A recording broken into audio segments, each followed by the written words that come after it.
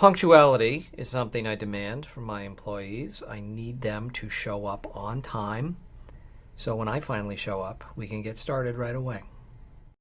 Certainty of death, small chance of success. What are we waiting for?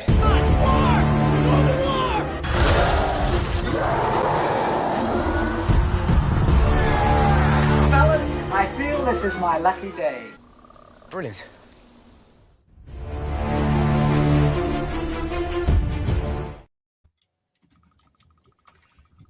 I just had to do that, but welcome to another episode of Rankin. We're live here with another one, and we're talking about Eddie Murphy movies. I'm surprised it took this long to get to them, honestly.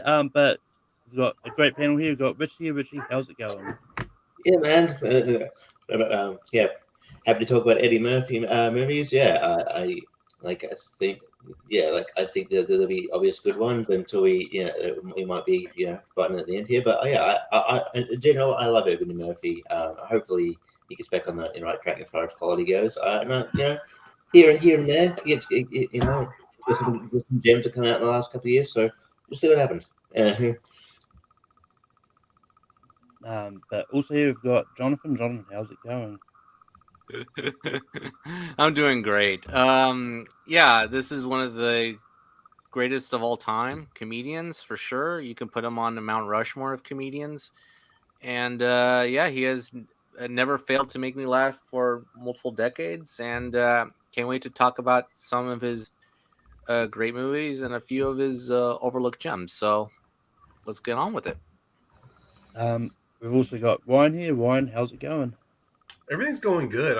It's the weekend. Also, it's like December, nearing the end of the year here. So this feels kind of good. Honestly, I like this. I like that we're going to be using this to go through. I love Eddie Murphy. Honestly, he was my favorite actor, comedians. Like growing up, I mean, if there are any early Eddie Murphy's movies through introduction from my dad or so. So this I actually am looking forward to this. And last but not least, we've got Zedius. Zedius, how's it going? It's going so well, Malcolm. I'm so happy to talk about Eddie Murphy. Oh, Eddie. It's so happy. Well done. Wow.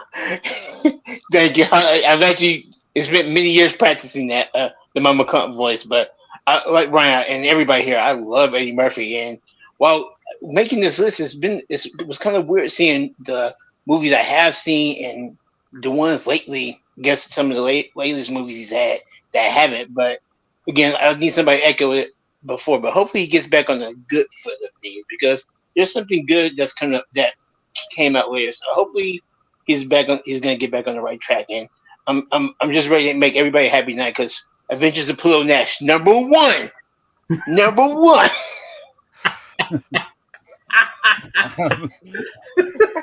Nice.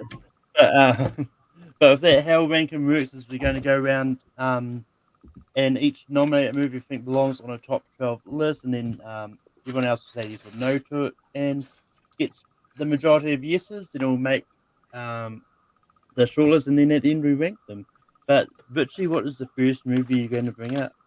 All right, I'm going to bring up a more recent one. Okay, I'm not going to be, not going to be more obvious. I'm going to bring up one that's really great. I think, didn't really get much credit when it comes to award season. He's fantastic, and it reminds me of the black exploitation films back in the 80s. I'm going to go Dolomite's My Name. He's fantastic in this movie, and it shows that he as well as being a comedic force, he's just a great actor. I think this needs to be on this list, and it proves that he can get back into the winning formula. I think you just got to pick the right roles. I think Dolomite is needs to be on this list, so I'll just leave it short. So Dolomite.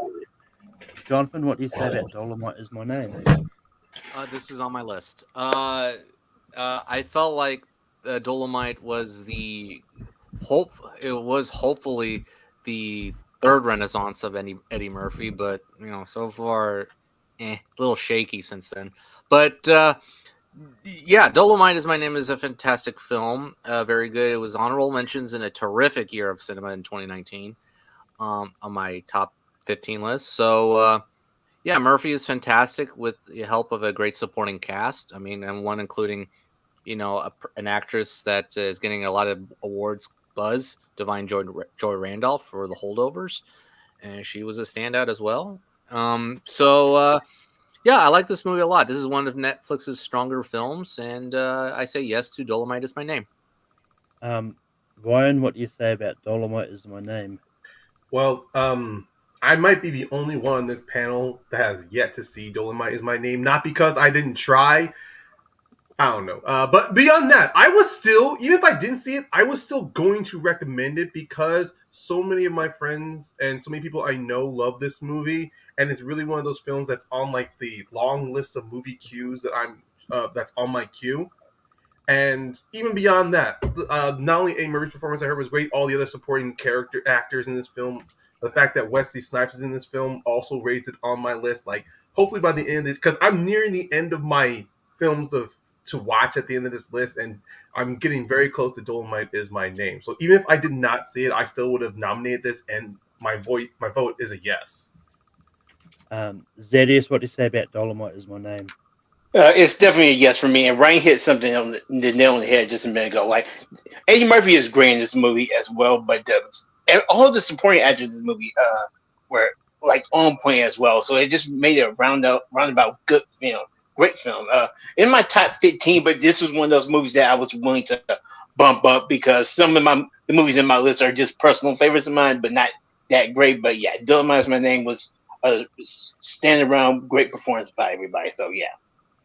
Wesley Snipes. Yeah, this, like I'm not as high on this movie as you guys are, but I still really loved it, and it's still like in the realm that I would have still said yes to it anyway. Because, but I do think it was really great, and it's a shame that the director of this followed it up with a terrible sequel, also starring Eddie Murphy. I know Rude wants to pretend that movie just doesn't exist, but yeah. But Dolomite Is My Name is going to make the list, and John, can we go back to you for your first nomination? That's a funny segue because that's the movie I'm going to bring up, the prequel to that sequel. Thank you. Yeah, the prequel to that sequel. Good morning, my neighbors. Fuck you. Sorry. Yes. Yes. I'm gonna eat you alive and your friend too. The classic Coming to America. This is probably one of the most rewatchable movies or rewatchable comedies ever made in my book, because this is basically a great cinematic medicine for laughter. If you have a down day or you just want to simply just put it in and just, watch it for the sake of it. And that's also the bottom line. It's an underrated, sweet rom-com. When he has to go find the woman of his dreams, princess, a future princess. She wanted to say a woman who wants to stimulate his intellect as well as his loins, and he's great in it, and it's one of his best movies. Eddie Murphy, Arsenio Hall, James Earl Jones, John Amos, and an assembly of characters played by Eddie Murphy, notably barbershop scenes, and that is just excellence right there, comedic excellence. So I'm nominating Coming to America, the 88 version. So Yes. Yeah, the first one. It's we know what you're talking about, but yes. It's annoying that they've got the same title. No, I take that back. We're talking Coming to America. Then fuck that one. Nope. I mean, one is 2TO, the other's just 2. I know, but it's like, when you're saying it out loud, I know what you mean. I know what you mean. But Ryan, what do you say about Coming to America? This is an automatic hell yes. This film, to bounce off everything what John said, but yes, great comedy performances, not just from Eddie and Arsenio, who did a great job, but also great support performances from John Amos, James Earl Jones, Eric LaSalle playing the jerky boyfriend. Of course, come on. We can't ignore, despite the accent's fantastic, but I swear, if Amu would kill me if I didn't mention the introduction of sexual chocolate, and then of course the song that I couldn't escape, even though this came out in the '80s. But whenever it played on, my dad would sing it and go, "Just let your soul glow, soul glow." You know, so much great stuff in here, and this is a well-crafted movie, a world that you can not only believe exists, but you can honestly see like it's a great example of like the immigration of these two men, the culture shock leaving from a well-educated country as in Zamunda, then coming to America, having to, pretty much work the day-to-day lives of everyone here. Beyond, it's very well crafted. So this is a yes. Zedius, what do you say about Coming to America? Probably the easiest yes on this list for me. This is my top. Well, I'm 35 now. Yeah, so like my top 35 movies of all time, and technically my top 5 in my personal list. But like I made a list of like all my movies from each year, my favorite movies from each year. This was literally the year I was born. Of course, I didn't see it then, but when I did see it, oh my God, loved this movie then, and I've loved this movie ever since. This is one of those movies I can literally watch almost any time it's on TV. If I play on, I just go watch it, start watching it, just keep on watching it. And it's like everybody's stated, like the performances are great. It's comedic genius by everybody in this movie. Eddie Arsenio. Also, let's not forget, I think this might have been the first time I saw my boys Samuel Jackson robbing the McDowell's store, but it's just hilarious. It's one of those movies that's one of the most quotable movies in the world to me. I was looking to find myself passing out by McDonald's. McDonald's has the golden arches. We have the golden arts, just like randomly. And also, this may be the first time I ever saw a crossover of another film, because two specific characters from another movie were in this movie, and I just thought it was brilliant. And yeah, love this movie, 100%. Yes. And we may talk about it later. Yeah. I think Amu would murder us if this didn't make the list full stop. Because I believe this is one of Amu's favorite movies too. But, not just Amu. I think a lot of people love this movie. Oh yes. Yeah. But yeah, this is easily a yes for me as well. Richie, what do you say about Coming to America? Yeah, just 100% yes. I can't. Yeah, it'd be silly if we didn't have this on this list. So I'll just leave it at that. With that, Ryan, we go to you. What is the first movie you're going to bring up? Well, I want to get this one immediately out of the way. And since this is December, holidays are happening, I'm picking, without a doubt, one of my favorite Christmas movies to watch, and that is Trading Places with Eddie Murphy and Dan Aykroyd. And to anyone, of course, depending on where this goes out in the abyss, yes, this is a Christmas film, because and not just of the tale it does of the Prince and the Pauper of two men switching lives, but also understand there is some Christmas values in there where two of these men get to appreciate and get to have an understanding, get to become better versions of themselves. Because starting in the film, Eddie Murphy, he's a bit of a grifter. He's trying to pretend he's homeless and has no legs. Dan Aykroyd, he's pretty much a rich, pompous snood. But then they both get their lives switched, and they don't know how to adjust. They're trying to, in some ways, at least Dan is trying to get his old life back, while Eddie is trying to navigate. But when he is, his character Billy Ray is becoming more eloquent. He's using his intelligence. He's actually starting to understand things much better. He learns the value of things like homes, like even stuff like things that we take for granted. And then once they discover the truth, I mean, there's a whole lot of comedy in here. I'm pretty sure all of you are going to name a lot of great comedy moments.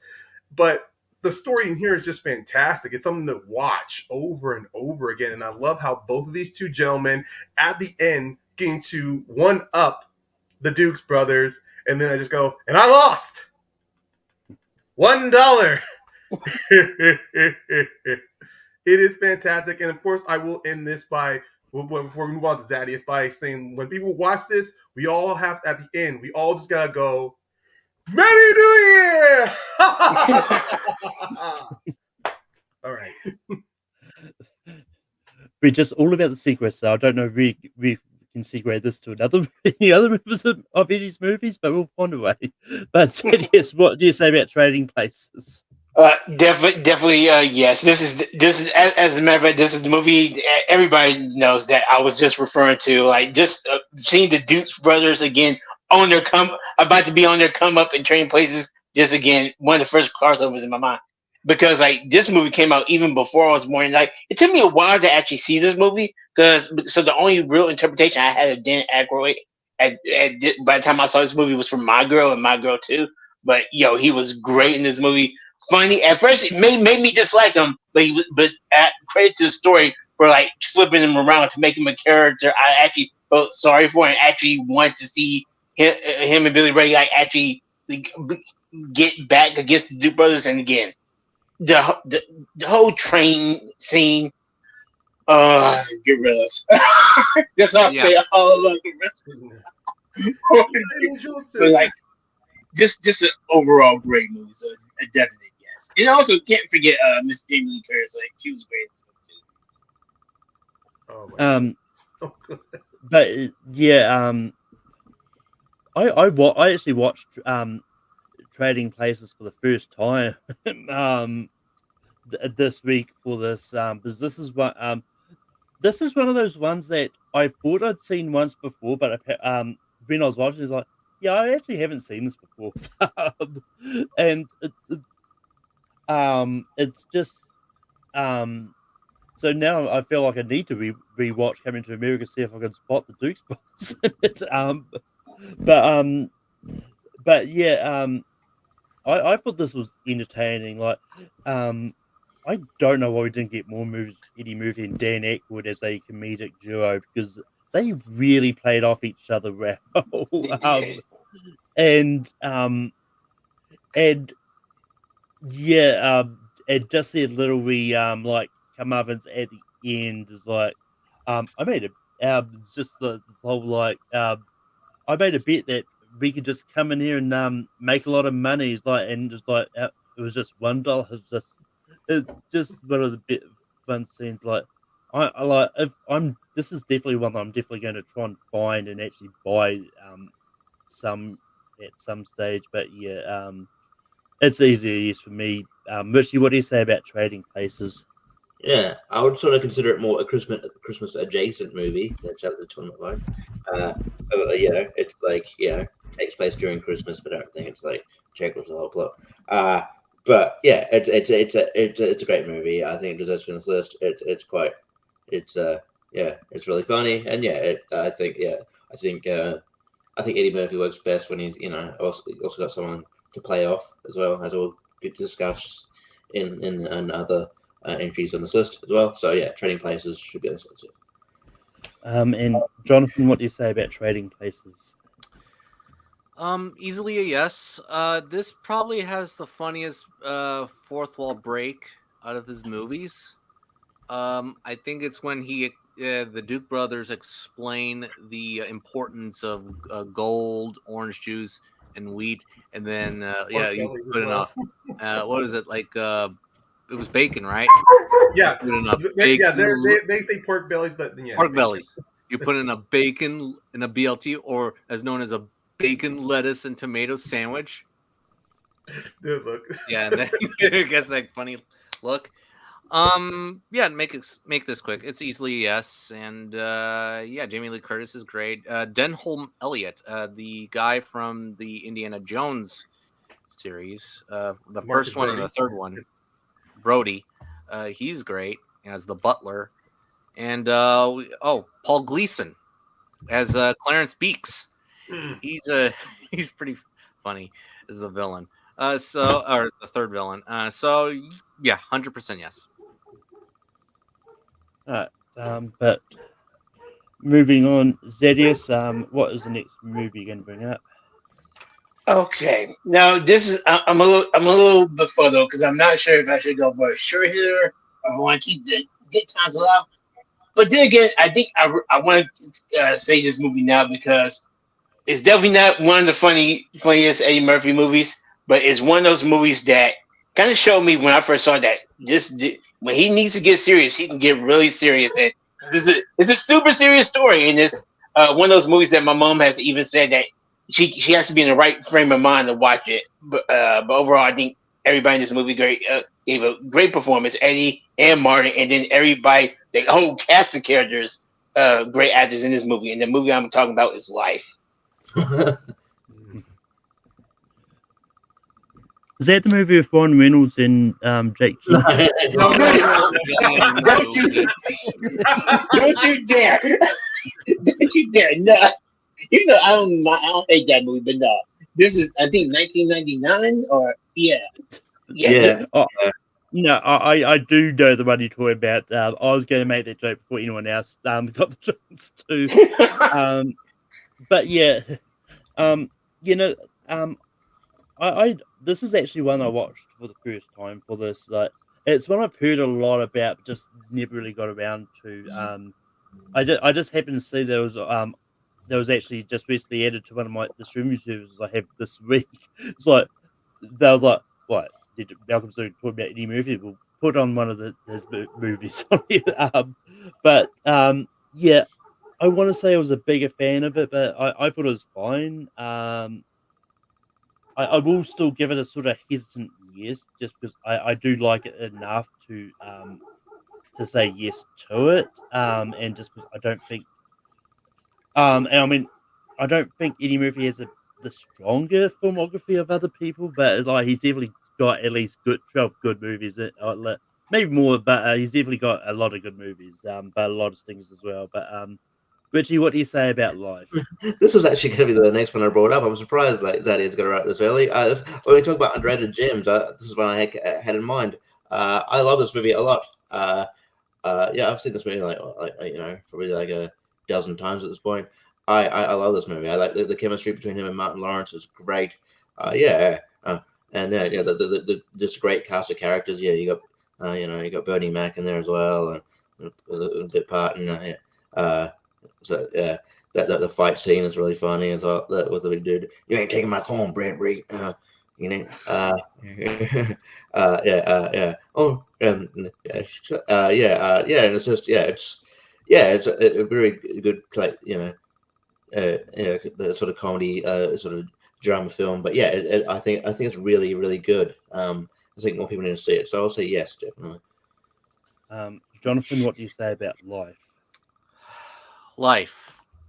Well, life is full of mysteries, and the movie. Yeah, I would go on a 2-hour seminar about life. This is the only, and I was going to bring that up actually, because this is the only Eddie movie I saw in preparation for this. I had never seen it before, and it's not the laugh out loud comedy that is depicted on like on the poster itself. Yeah, right. Because you have Eddie Murphy, Martin Lawrence, Bernie Mac, and I forgot the other guy's name on that poster. Forgive me, but I forgot his name. But so this movie I did like a lot. I liked it a lot. I think Eddie Murphy is good, but actually I was more impressed by Martin Lawrence's performance. Because I can believe that. I don't love his performances that much overall. I'm not a big fan of his, but this is an effective performance in which he wants to desperately get out from that prison, because obviously he's sentenced to life for a murder that he and Eddie did not commit. Mm-hmm. And how they did with that story was very interesting in the latter half of the movie. So yes, it is kind of like a comedy in the first half, with these group of fantastic comedians with Bernie Mac.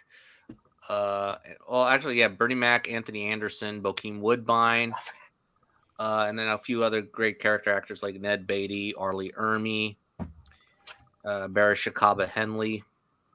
I think Clarence I think the other person on that poster, I think is Oba Baba Tundi.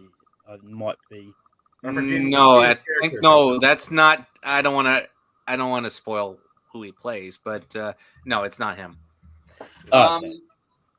But no, but this is a yes for me. This is the newest addition to my list because I thought it balanced the humor in the first half and the uh, dramatic tragedy in the second half pretty well, pretty effectively. And the makeup they did on them, that was really well done. I'll admit that. And I did look up that it was nominated for an Oscar, that makeup. So I was like, yeah, very well done. So, yeah, I'm going to give it a yes to Life. This is a good movie. Ryan, what do you say about Life? Well, definitely. I mean, I'm definitely saying yes to this. Outside of all the comedy, I was pretty sure we're gonna list a lot of comedies that A. Murphy is in, but this one was definitely in my list as well, of a mixture of great comedy and great drama, as Jonathan he paints out so well. But I also do want to add how even in the opening it's kind of funny. I mean, it is a little funny when you meet them as young men, but also it doesn't subtly hide the tones in this film, the dark, well, I won't say dark, but more racist tones that happened during the early in the early years of the 40s and the 30s, 40s, and 50s, as both Martin Lawrence and Eddie Murphy's characters are pretty much having to spend the rest of their life in prison. And I do even love how you do see a difference between how both of them are reacting to it. Martin Lawrence, even though he's a great comedian, he does great drama. He does great drama on how he's desperate to get out, and Eddie Murphy tries to find his own way of trying to make things work, make things good out of a bad situation. And it's good because even at the prison, there are these, when you're surrounded by all these inmates, it is clear that amongst all of them that they are trying to pretty much make something good out of something bad. They all form a tight a brotherhood amongst each other. It leads to a great dramatic moment when one of the prisoners can't get right, knocks up the warden's daughter, and it leads to a great moment where they all stand behind him. Spartacus. Yeah. Yes, their whole "I'm Spartacus" moment in a comedy. It's fun, and then Bernie Mac comes in, and then it turns to comedy. But it's those subtle dramatic moments. Then has some a light touch of comedy to provide great levity. Yes, to provide great levity. Yeah. And this does show with Eddie, at least Eddie and Martin during their time around the 90s, that they were more than just simply stand-up comedians or Martin, a television comedian with the show Martin, and Eddie, from all the roles he was recognized. This shows that they do have range. They can branch out to balance drama and comedy. So this one is a yes. Yeah. It also has great bloopers. Just ain't my daddy's watch. I love it. That's one thing I miss most comedies. They show you bloopers during the credits. Yeah. But yeah, just to go from a comedic type of drama to a straight drama. I'm the first movie I'm going to bring up. I'm going to bring up Mr. Church.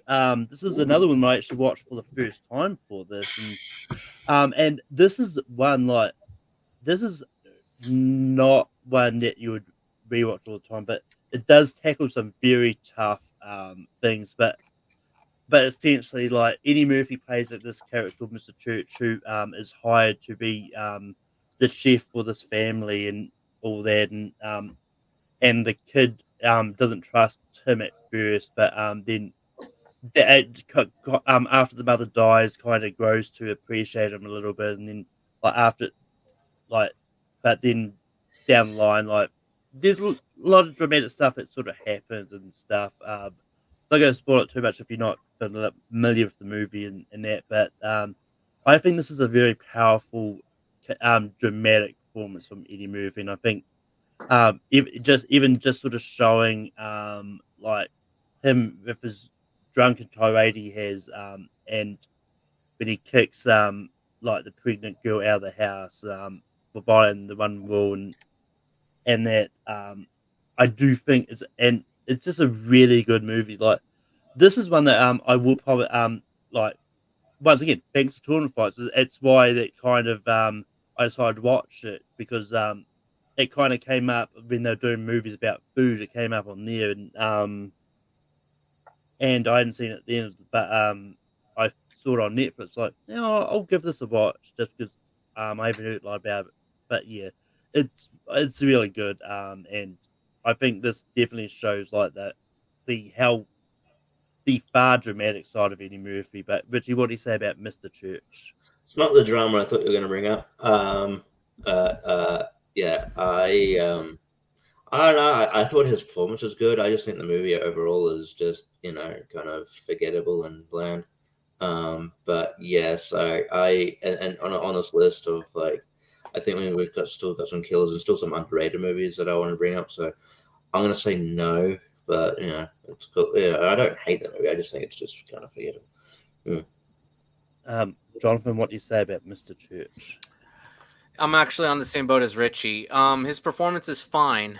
It's not in the awful trash of his movies. His performance is effective, but the movie overall is just it's kind of forgettable. It's pretty corny for my taste, a little phony, in my opinion. And and then when you brought it up, I was like, oh, is that the movie about the chef? And he's like, oh, that movie. So I had forgotten about it. It was just a blur after my experience with that film. I think they're definitely better movies ahead of Mr. Church that I think are in great recognition for this list. So I'm gonna say no. Ryan, what do you say about Mr. Church? Well,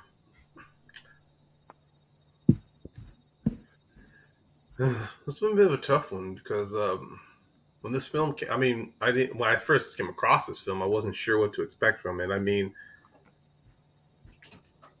I will agree with everyone. I will agree with the other guys that A. Murphy does a great performance on here. He does a good job being the center, the fixed point, because this film does take place over years and timelines. So generations, over years and generations. So it does work with Eddie Murphy's character being the constant in there that keeps us, the audience, in. I'll have to say it will be a slight no, not because it's a great A. Murphy film. I mean, it is a great A. Murphy performance, but it is very clear that A. Murphy is only just he's just a piece of this film. Sure, he plays the main titled character, but knowing that this film is based off of someone's experience with the actual person, this is definitely told from a perspective that's not of the main character. I mean, in a way, it's kind of like a biography, where the main character's there, but they're only there to, it's pretty much to play the part. And that's what it feels like to me. It doesn't feel like an Eddie Murphy movie. So I'm just going to give it a no on that criteria. It's a good point, actually. Zedius, what do you say about Mr. Church? I gotta say no, but mainly because I never saw the movie. I remember when it came out, that was one of those movies that looked at first like I wanted to see it, but then I heard things that that he gave a good performance but one of the podcast Chris that actually and try to listen to most times, kind of talked about how he did well, but the movie overall is just it's just not that good, not that great. He kind of told me how his performance is almost, unfortunately, they say this character could have been played by anybody. So I'm like, I don't know if this is one of those movies I want to see. So in 2023 years later, I still haven't seen it. So, I hadn't heard of this movie till this year, to be honest. But as well as the first one I brought up, I didn't think it was going to get on here, but I just wanted to talk about it anyway. But Richie, what's the next movie you're going to bring up? All right. Not time to bring it up. I'm going to bring up. Because I think it's the best one in the franchise. I'm going to bring up Beverly Hills Cop 2. I think it's the best one out of the three. I'm guessing it'll probably be better than the fourth one. I'm apprehensive about Axel Foley. I think it's the one that blends the best. That blends action and comedy. I think he comes into his own as the Axel Foley character in the second one. I'll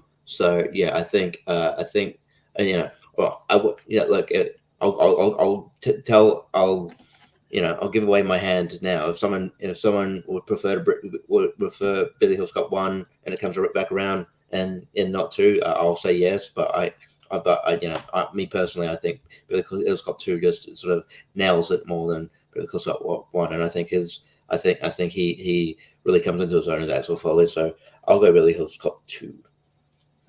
Jonathan, what do you say about Beverly Hills Cop 2? This was an honorable mention because I dropped that movie for life. Right. So I'm gonna go a slight no because here's the thing. He starts out really funny in the first 30 minutes. He basically carries on from the first movie, and then he's trapped in this plot where I felt like that it doesn't really marry both the I forgot the plot, to be honest. The plot involving the guns. The Alphabet Crimes. Yeah, ABC Killers. Alphabet Crimes. Thank you. Yeah. Alphabet Crimes, and then Axel Foley shtick. And at times it's inconsistent. Like there are a few moments where it was funny, but then it just doesn't fit very well into this dark plot. And I don't know. It doesn't really fit his shtick. Is this Tony Scott kind of dark, edgy action thriller? It doesn't really marry the both of them. Now I do kind of like the movie because of Eddie. I mean, he is funny, but sometimes the plot doesn't really support him very well. And like Mr. Church, the previous one that we talked about. So I'm gonna go a slight no, but I do think it's a good sequel. Ryan, what do you say about Beverly Hills Cop 2? I'm just like Mr. Church. I'm also conflicted on this one. While I do love the first Beverly Hills Cop film, the thing is, I think the one thing that I rewatching this series, rewatching these films so much, I do start to notice when it's in different hands of different directors, you do notice different styles. Exactly. So with Tony Scott, this one is more fast paced. A lot more action is involved. It's definitely. I won't say it doesn't. Well, obviously, it does not ruin the first one for me. I love the fact that A. Murphy, he's more like what Richie said, he's more in tune with Axel Foley in this one. But I think it's because the pace of this film actually meets well with Eddie as a comedic actor. It's just, to me, some parts of the film does tend to drag a little bit when it's Axel talking with Police Chief Lutz, or when he's talking with oh my God, what's the name of Gilbert Godfrey's character? It doesn't matter. There are moments where Eddie Murphy is great. It's just, to me, it doesn't look like that. Sometimes when you rewatch certain scenes, it seems that the actors are there to play a serious movie, but then Eddie's there dropping in a quip or a joke every now and then. So there is a bit of a disconnect. A part of me does want to say yes to this, but I still think that, I don't know, if there's a chance we could come around and maybe change or add something on here, I would want to add Beverly Hills Cop 2. But I think for right now, no, I don't want to abstain or hold out from it. It feels like I'm chickening out here. I'm just going to give a slight no. A slight no. Zedius, what do you say about Beverly Hills Cop 2? I was willing Ryan to keep talking because I'm still having it in my mind because unfortunately it is a tough one. The best again, I like this movie, and I just rewatched all three of them like earlier this year, and loved the first one. And again, will it be brought up later? Probably so. There's no rule about number of movies in the franchise. Is there for this, Malcolm? No, I would have said it in the chat if there was. Okay. There's definitely one series that should have two of them, but we'll get to that in a moment. Yeah. Yeah. It's saying no to, like, if we keep having a consistent no, then maybe we'll bring something back. But that's on Malcolm to bring up, not us forcing his hand. Yeah, see that and what I think Richie just said is the one, like, if I say yes to this, I'm taking the spot of possibly one of those other two movies from another franchise. So unfortunately, while I like this movie and I think it has some great moments in it, the worst part about this movie to me is the villains and the villains of this movie, because while everybody's been talking, I remember the ABC Killers, but I don't remember who they were. Like I remember Jenny's boss from number one and the Wild Underworld. Two of the main villains are the same actors that was in David Lynch's Dune movie, and then you got Oh. Brigitte Nielsen. Yeah, Brigitte Nielsen is the only person I remember. So I gotta say, I appreciate the plot for it and like taking it a little bit darker than number one, but yeah, I gotta say no to this one, unfortunately. Yeah, no. This is one of those ones that, like, just reading up about the actual production of the movie it's really interesting to know how it created it, because apparently the Paramount Pictures was originally planning a TV series based on the first movie, but then Eddie Murphy turned down the series but was willing to do a sequel. And then it was originally going to be set in London and Paris, but the script had to be rewritten because Eddie Murphy didn't want to film outside of the USA. It's fine. Yeah. So apparently Eddie Murphy was just being like this prima donna on set, is like was getting what he wanted. But apparently, but according to the film editor, he got on now with Tony Scott.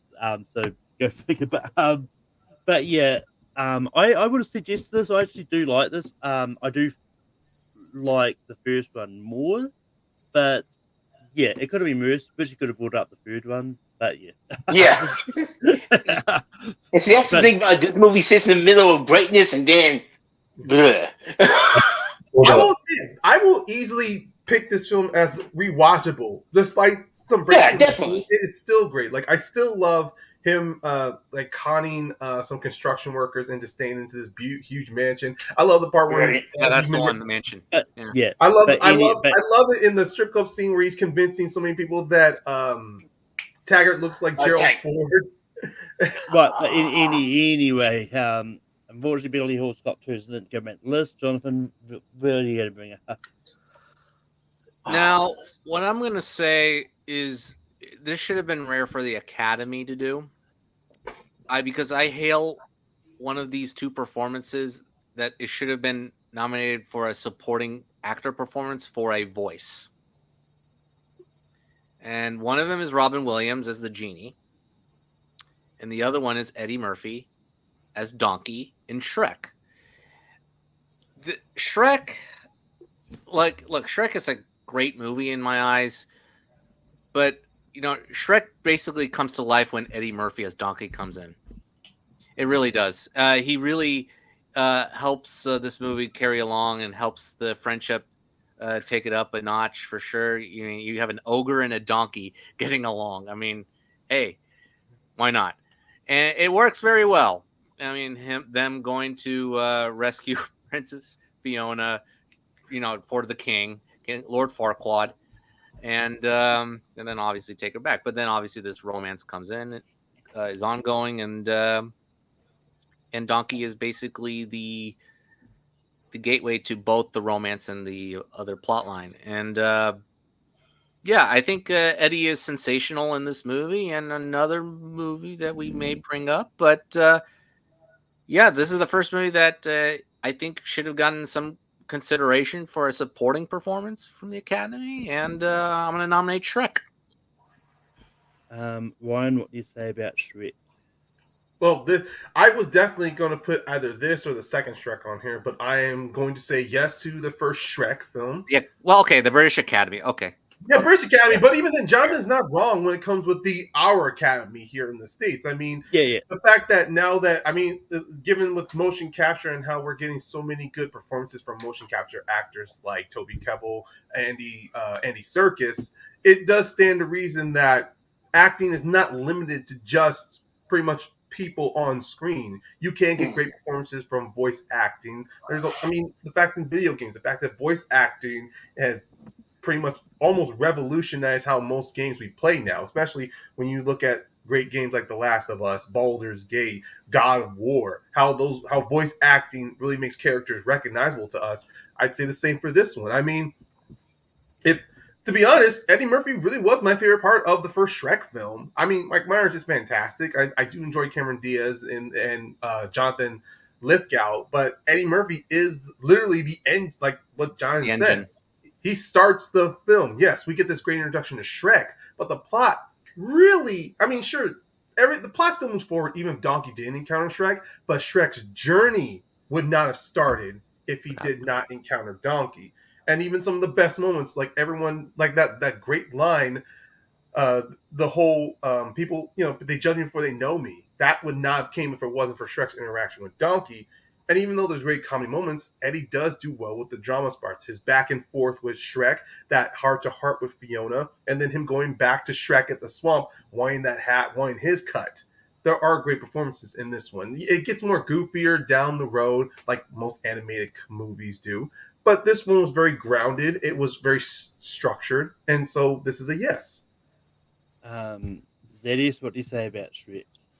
It's a definite yes for me. And I believe Jonathan said, like, when Donkey comes in, that's when you really start, like, paying attention to Shrek. And when he comes into Shrek's life, that's when the movie starts. In my eyes, that's 100% correct. And Donkey is what, at least in my mind, is what made you care about Shrek. Period. Because you put this. It's pretty much, it's like kind of like a little buddy cop fish out of water. You bring Shrek's just this unlikable ogre, at least according to everybody in the land. But he actually finds a friend that, as crazy as he can be, like Donkey is, that writes him for him and shows that, again, ogres have layers, like an onion. But yeah, overall, great movie. I think great performance by Eddie, Mike, and just again a great partnership right there, which should have probably stopped before it got where it was. But you know what? That's neither here nor there. Great movie, Shrek. Yeah. Well, apparently there's rumors of a fifth one. I Yeah. don't quite understand. I heard rumors of that too. Yeah. I don't quite understand what Jonathan meant of this though, making $1 billion because of the meme. I don't think so, but because of the success of Puss in Boots, I think there will be a Shrek 5. Yeah. Well, I mean, it's. I think it's one of those ones like if there's a Shrek 5, it's going to be successful because just because of the franchise itself. So I think even the fourth one made a lot of money. But yeah, I really enjoy the first Shrek. It's not my favorite of this franchise. The other one might come up later on. But I'm still going to say yes to the first Shrek. It's still pretty good. And yeah. Richie, what do you say about Shrek? Yeah, I mean, absolutely. It's I think one of the, at least from like my lifetime, one of the most iconic voice performances. I can, I think everyone can recite Donkey's performance. There's a whole scene in I Am Legend where he recites Shrek's dialogue. Where this character's reciting Shrek's dialogue. I think that was everybody in that age. But I remember watching this at school, and everybody was just reciting the dialogue. Everyone had seen Shrek multiple, dozens and dozens of times, and especially Donkey's dialogue. And I think it beats to life when Donkey comes in, when Eddie Murphy's character comes in. Would have been a really different movie because this movie was supposed to come out in the 90s with Chris Farley as Shrek, so that would have been a really different movie because it would have looked differently too. It would have been 2D. But yeah, so yeah, I would say yes. I'm making some waffles. Yeah. But with that, Ryan, what is the next movie you're going to bring up? Well, there was one I immediately had on my list, but I'm going to do a swerve. And I'm actually going to nominate Boomerang.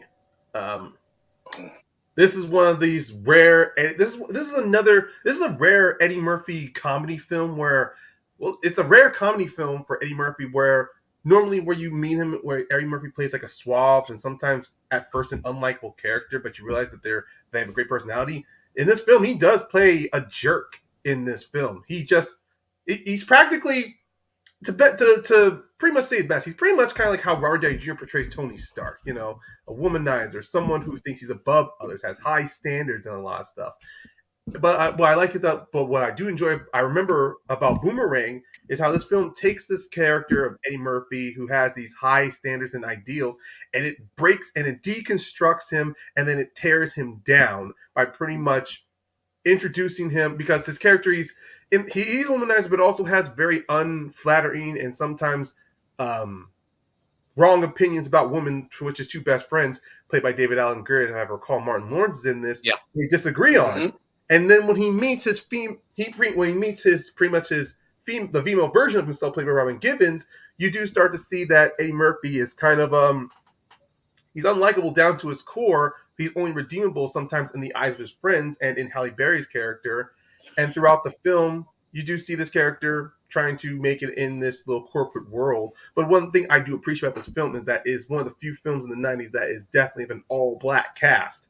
Like, you do see that this is it's sometimes it's hard to, I won't say hard to watch, but it's, if you are expecting Eddie Murphy to be suave and likable and charming most of the time, this film will bring you down at moments. It won't disappoint you, but it will subvert those, because you have to remember he's playing an unlikable character who towards the end becomes a good person.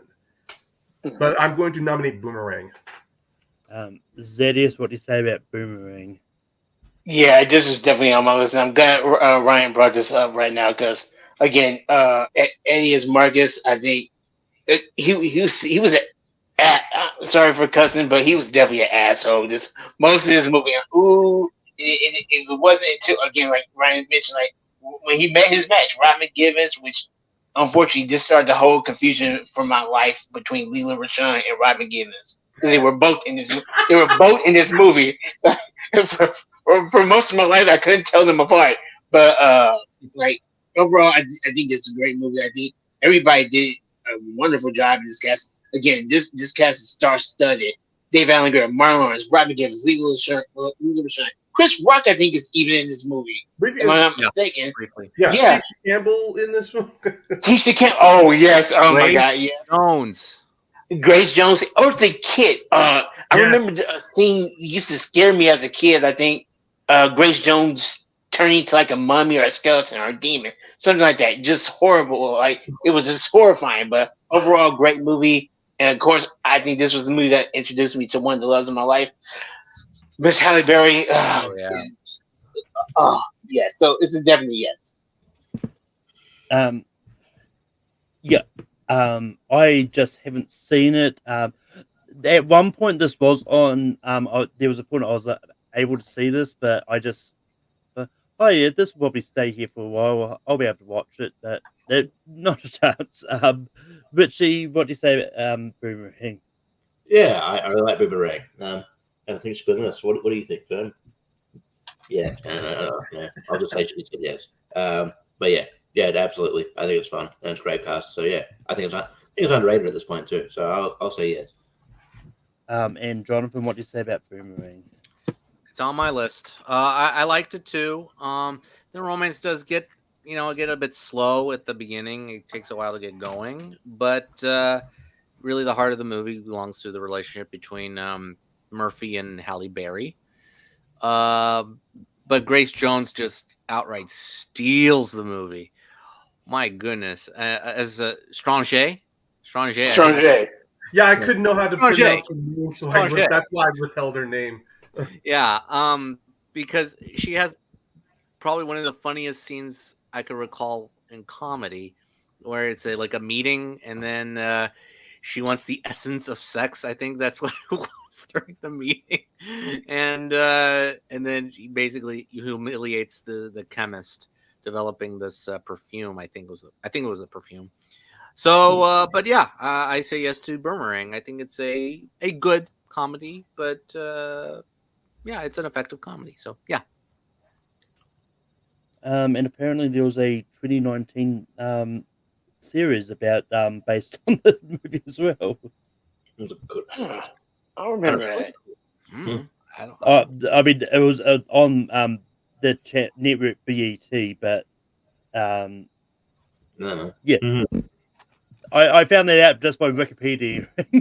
But yeah, ZS, what is the next movie you're going to bring up? I think I'm gonna go for this one, even though one of my favorite moments of this franchise happens in the second movie. I think the second one is hit or miss as in terms of if it's good or great.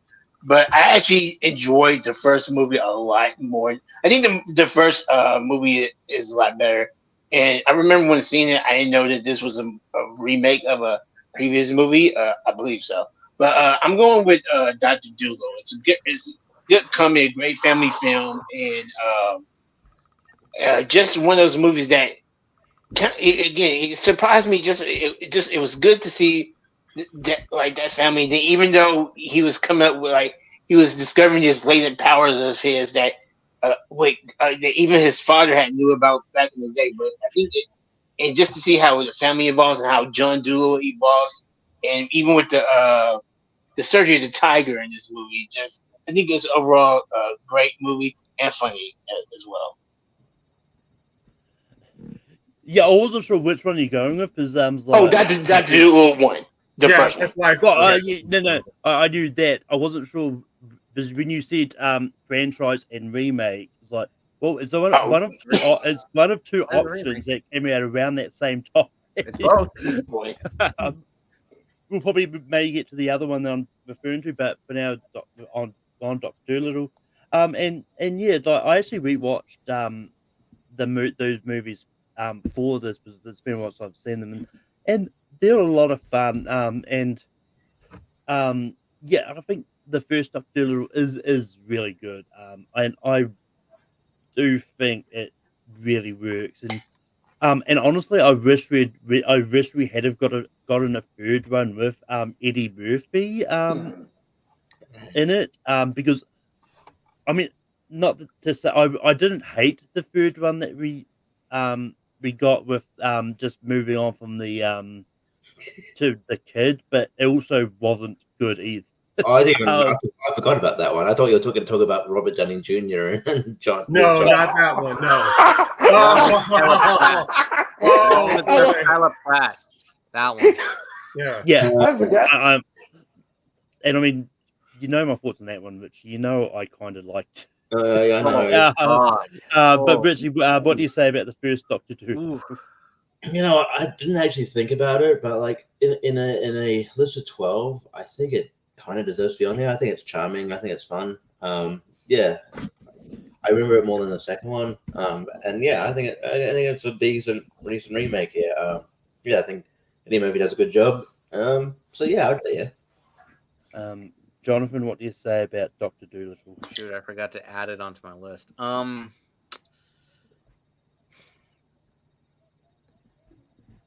need to think about it a little bit. Can you go back? Can you go to Ryan? Come back to me. Ryan, what do you say about Dr. Doolittle? I will definitely say yes to Dr. Doolittle, because it's one of my favorite. It's another favorite Eddie Murphy comedy that I grew up with. Before Shrek came around, I remember getting the VHS tape back when those were around. Right. For Dr. Doolittle. And I enjoyed watching it. And this one and the sequel definitely gets a little more comedic style. But hopefully, if we get back around to Beverly Hills Cop, I will say this first one. This is once again it's a good comedy story, but the comedy is there to pretty much elevate and sometimes provide levity to some of the more serious moments in there. Especially from the opening, you see John as a kid embrace his gift of talking to animals, but it's because his father was acting so weird and he didn't know how to react to it. And how it affected John as a kid in a way it repressed that part of himself to when you see him as an adult. You see how he's kind of very, he's focused, detail-oriented, career-minded. He's got a family, but he's disconnected from his kids. And then all of a sudden the gift comes back. In a way, it's kind of it's getting him to get back in touch with his inner child. And even though he's still struggling with it, it still provides great moments. How the dog Lucky, voiced by R.I.P. Norm Macdonald, really brings in a great opening for him. Like Lucky is not only providing a bridge for Eddie's character to connect with his youngest daughter, played by Kayla Braxton, but also a bridge for him to get back in touch with what he knew as a kid. It ends up making him a lot more empathetic. It makes him more connective. And while he's a doctor, but at the time, he was someone who was only focused on working, never on connecting with patients. I mean, that's why you have the two characters, his two colleagues, played by Oliver Platt and I think Richard Schiff. Chef.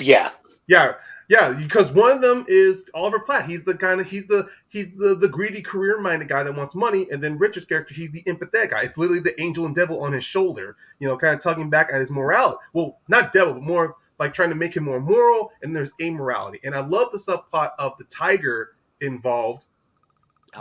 That scene was great. The tiger was literally going to jump and kill itself, and Eddie had to talk him down. Like that's a dark moment that's really overlooked. But even the tiger, that scene, him going back and forth, walking along, trying to do it, him talking down a tiger, those moments provides great empathy. And then seeing it later on, I mean, yes, he's pushed into an insane asylum, pushes that gift away. But even then, it's still a great performance out of Eddie that really made that on rewatch really endeared this film to me. Where it's more than just a comedy; it's a family movie, and also it's a good analogy of not wanting to lose what you not to lose that joy, that inner joy you had as a kid, even if it's talking to animals or just wanting to play. So I will say a definite yes to Dr. Dolittle. Okay. But Jonathan. Yeah, That was a great pitch. Come on. I would have said yes, actually, because I forgot to put it on the list, and I think it's better than the one I scratched off. That I think it's going to be controversial, because I remember the whole movie, but I think that's moment the whole act with the tiger is really well done. Played by Albert Brooks, voiced by Albert Brooks. Yes. Yeah, there's that's the guy. And the first time we meet it is dark, and then when I hear his voice when he recites like the moment I'm gonna leave the monkey, nothing. Sorry, Jack, it's too late. It just made me laugh a lot. But yeah, the scene with him in the in the hospital is really, really well done. It's sweet. So yeah, I would give yes to Dr. Dolittle as well. Yeah. Yep. That Dr. Dolittle was going to make the list, and I believe it's back to me. It is. Yeah. I'm going to go for this one. It might be deemed too recent, but I want to give it a shot because I actually enjoyed Candy Cane Lane. I thought it was a very fun. It's very recent. I know. As I said, I'd take I'll it. hear him out. Yeah, go for it. I'll be fine. I'll be fine if it doesn't make it. That's all right. I enjoyed it. Look, I thought it was a decent Christmas movie. And I mean, I enjoyed it more than some of the other things. Like some of his bad movies. So, I just think it was a lot of fun, and I think and it's one of those ones like I remember hearing about this movie. Then when I was watching the opening credits, like, wait, Nick Offerman's in this? And then it took me a while to realize who was playing until the very end. I'm not going to spoil it, but I just thought it was a very fun Christmas movie, and I think it really uses the premise of the whole 12 Days of Christmas type story to a different level, especially when they're like, well, the song you keep getting all those presents each week. It's not just 5 golden rings, it's a lot more than that. But Richie, what do you say about Candy Cane Lane? I mean, we talked about before we went live. I haven't seen it yet because it's too new, so I'll stay. Yeah, Jonathan, what do you say about Candy Cane Lane? Okay. Obviously a no, but the thing is that I'm comparing our Christmas movies this year to last year. Boy, last year's was like it's like comparing the before trilogy to this year's slate of Christmas movies. Oh my god. No, seriously, there are a lot of good Christmas movies last year. This year I haven't seen a good one.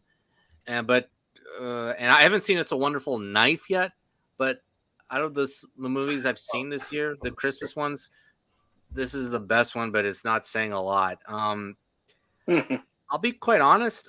I didn't think it was that great of an Eddie performance. I felt like the supporting performances were better. I thought Tracy Ellis Ross was actually funnier. Jillian Bell was actually a good villain.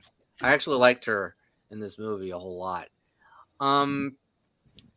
With the concept like this, it is a good concept, but I think it stretches out its welcome, to be honest. It is way too long. It shouldn't have been 2 hours and 5 minutes for a concept like this. It's too long.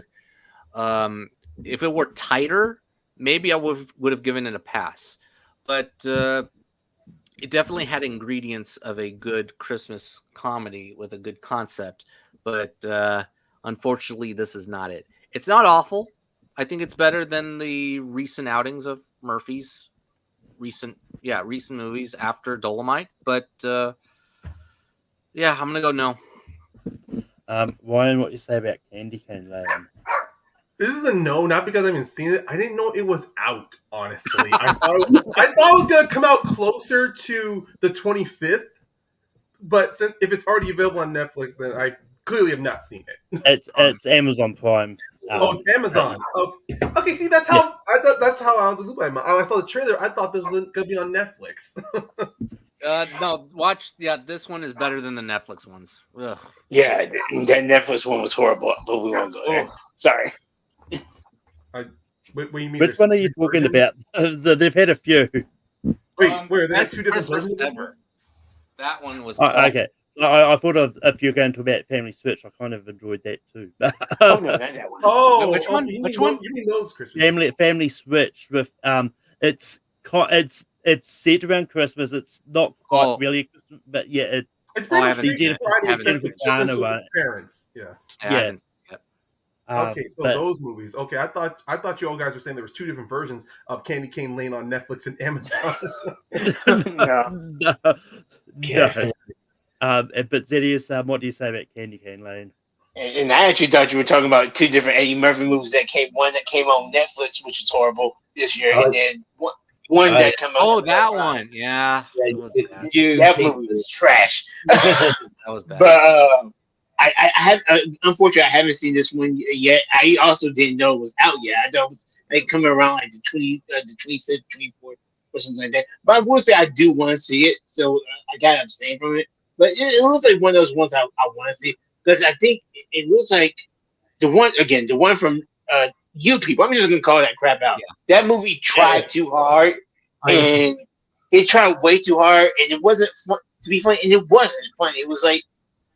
It was just crap, but I think this movie is again going back to like the comedic but family. It looks like it's gonna be an actual good family film and with some comedy in it. So I want to see it, just haven't seen it yet.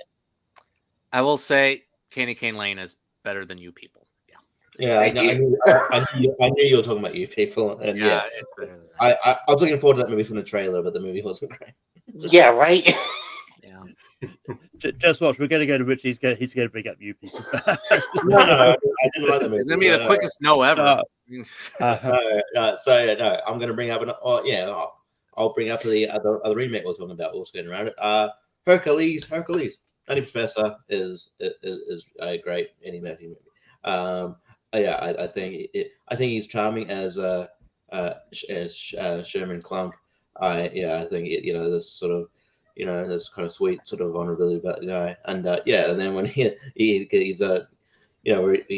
when he changes it to Buddy Love, the arrogant kind of loudmouth sort of antithesis of Sherman. I think he's great too. I like the scene where he's where he puts and he beats up Dave Chappelle and puts him in the piano. I think that's great. I did say it's great one-liner, and it just shows him how he can play. One of the things. One of the movies where he plays diverse range of characters, and I think he's really good at that. And I think it's really fun. Not less said about the sequel. It goes into a more weird sort of route better, but I think the first one's really cool, really charming, and it's got some good laughs here. So I'm gonna go Nutty Professor. But Jonathan, what do you say about the Nutty Professor? All right. This is the movie I crossed out from my top 12. And look, there are memorable scenes in the movie. Yes, the family dinner is the funniest scene in the whole movie. Yes, it's great. First half, there are a few scenes where it is funny. It starts out funny. The climax at the alumni ball was good. It was a solid ending. I'll be honest, I think the child in me would have liked this, but upon rewatch this year, actually, I rewatched it for the first time this year, it doesn't hold up. I felt like the jokes do not hold up at all. I mean, it's basically going after his weight a lot. And then there are other mean-spirited jokes where I don't know, it didn't make me laugh at all. It was cringeworthy. It was a little forced. But I do feel his pain. The Sherman Klump character is, his pain in certain scenes. And Eddie Murphy does a good job portraying that character of Klump. And yeah, Sherman Klump. Buddy Love, he kind of grates me a little bit. I understand it is supposed to do that, but I don't know. He just got to me. And I think it's too many Buddy Love scenes. So I do give it points for memorability. He does do the shtick, playing multiple characters very well in one scene. And actually 2 scenes. Yeah, unfortunately, it's going to be a no for me. I think it's just kind of dated, in my opinion. Ryan, what do you say about the Nutty Professor? Well, I'm going to be the opposite here. I'm going to say yes. I do admit, today, rewatching Nutty Professor, there's definitely some jokes or at least some topics it touches on to where it doesn't seem like it. I'm not sure if I'll flat, but it makes you question why you laugh at it. But I think all in all, if looking at the structure and the story performance from Eddie Murphy's character, I do get some of the jokes, some of the things in there. I mean, that scene where he eats so much he passes out and imagines himself as Godzilla. I mean, I kind of get it's kind of like pretty much battle this man's inner is subconscious, because even in the early moments of the scene, even in the early moments when you do meet him, he's treasured for his intelligence, but and his students love him. But the fact that his superior, played by Larry Whitmore, no, that's the guy from Miller. Huh? Miller. Larry Miller, yes. I was about to say I'm confusing him from Larry Wilmore from The Daily Show. But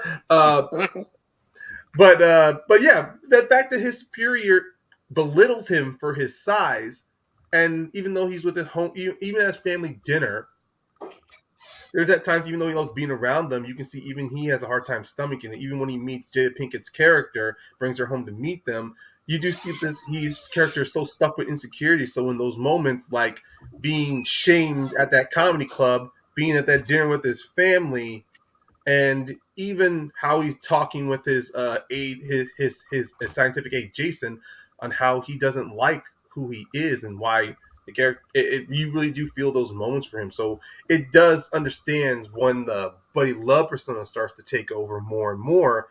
It's pretty much that.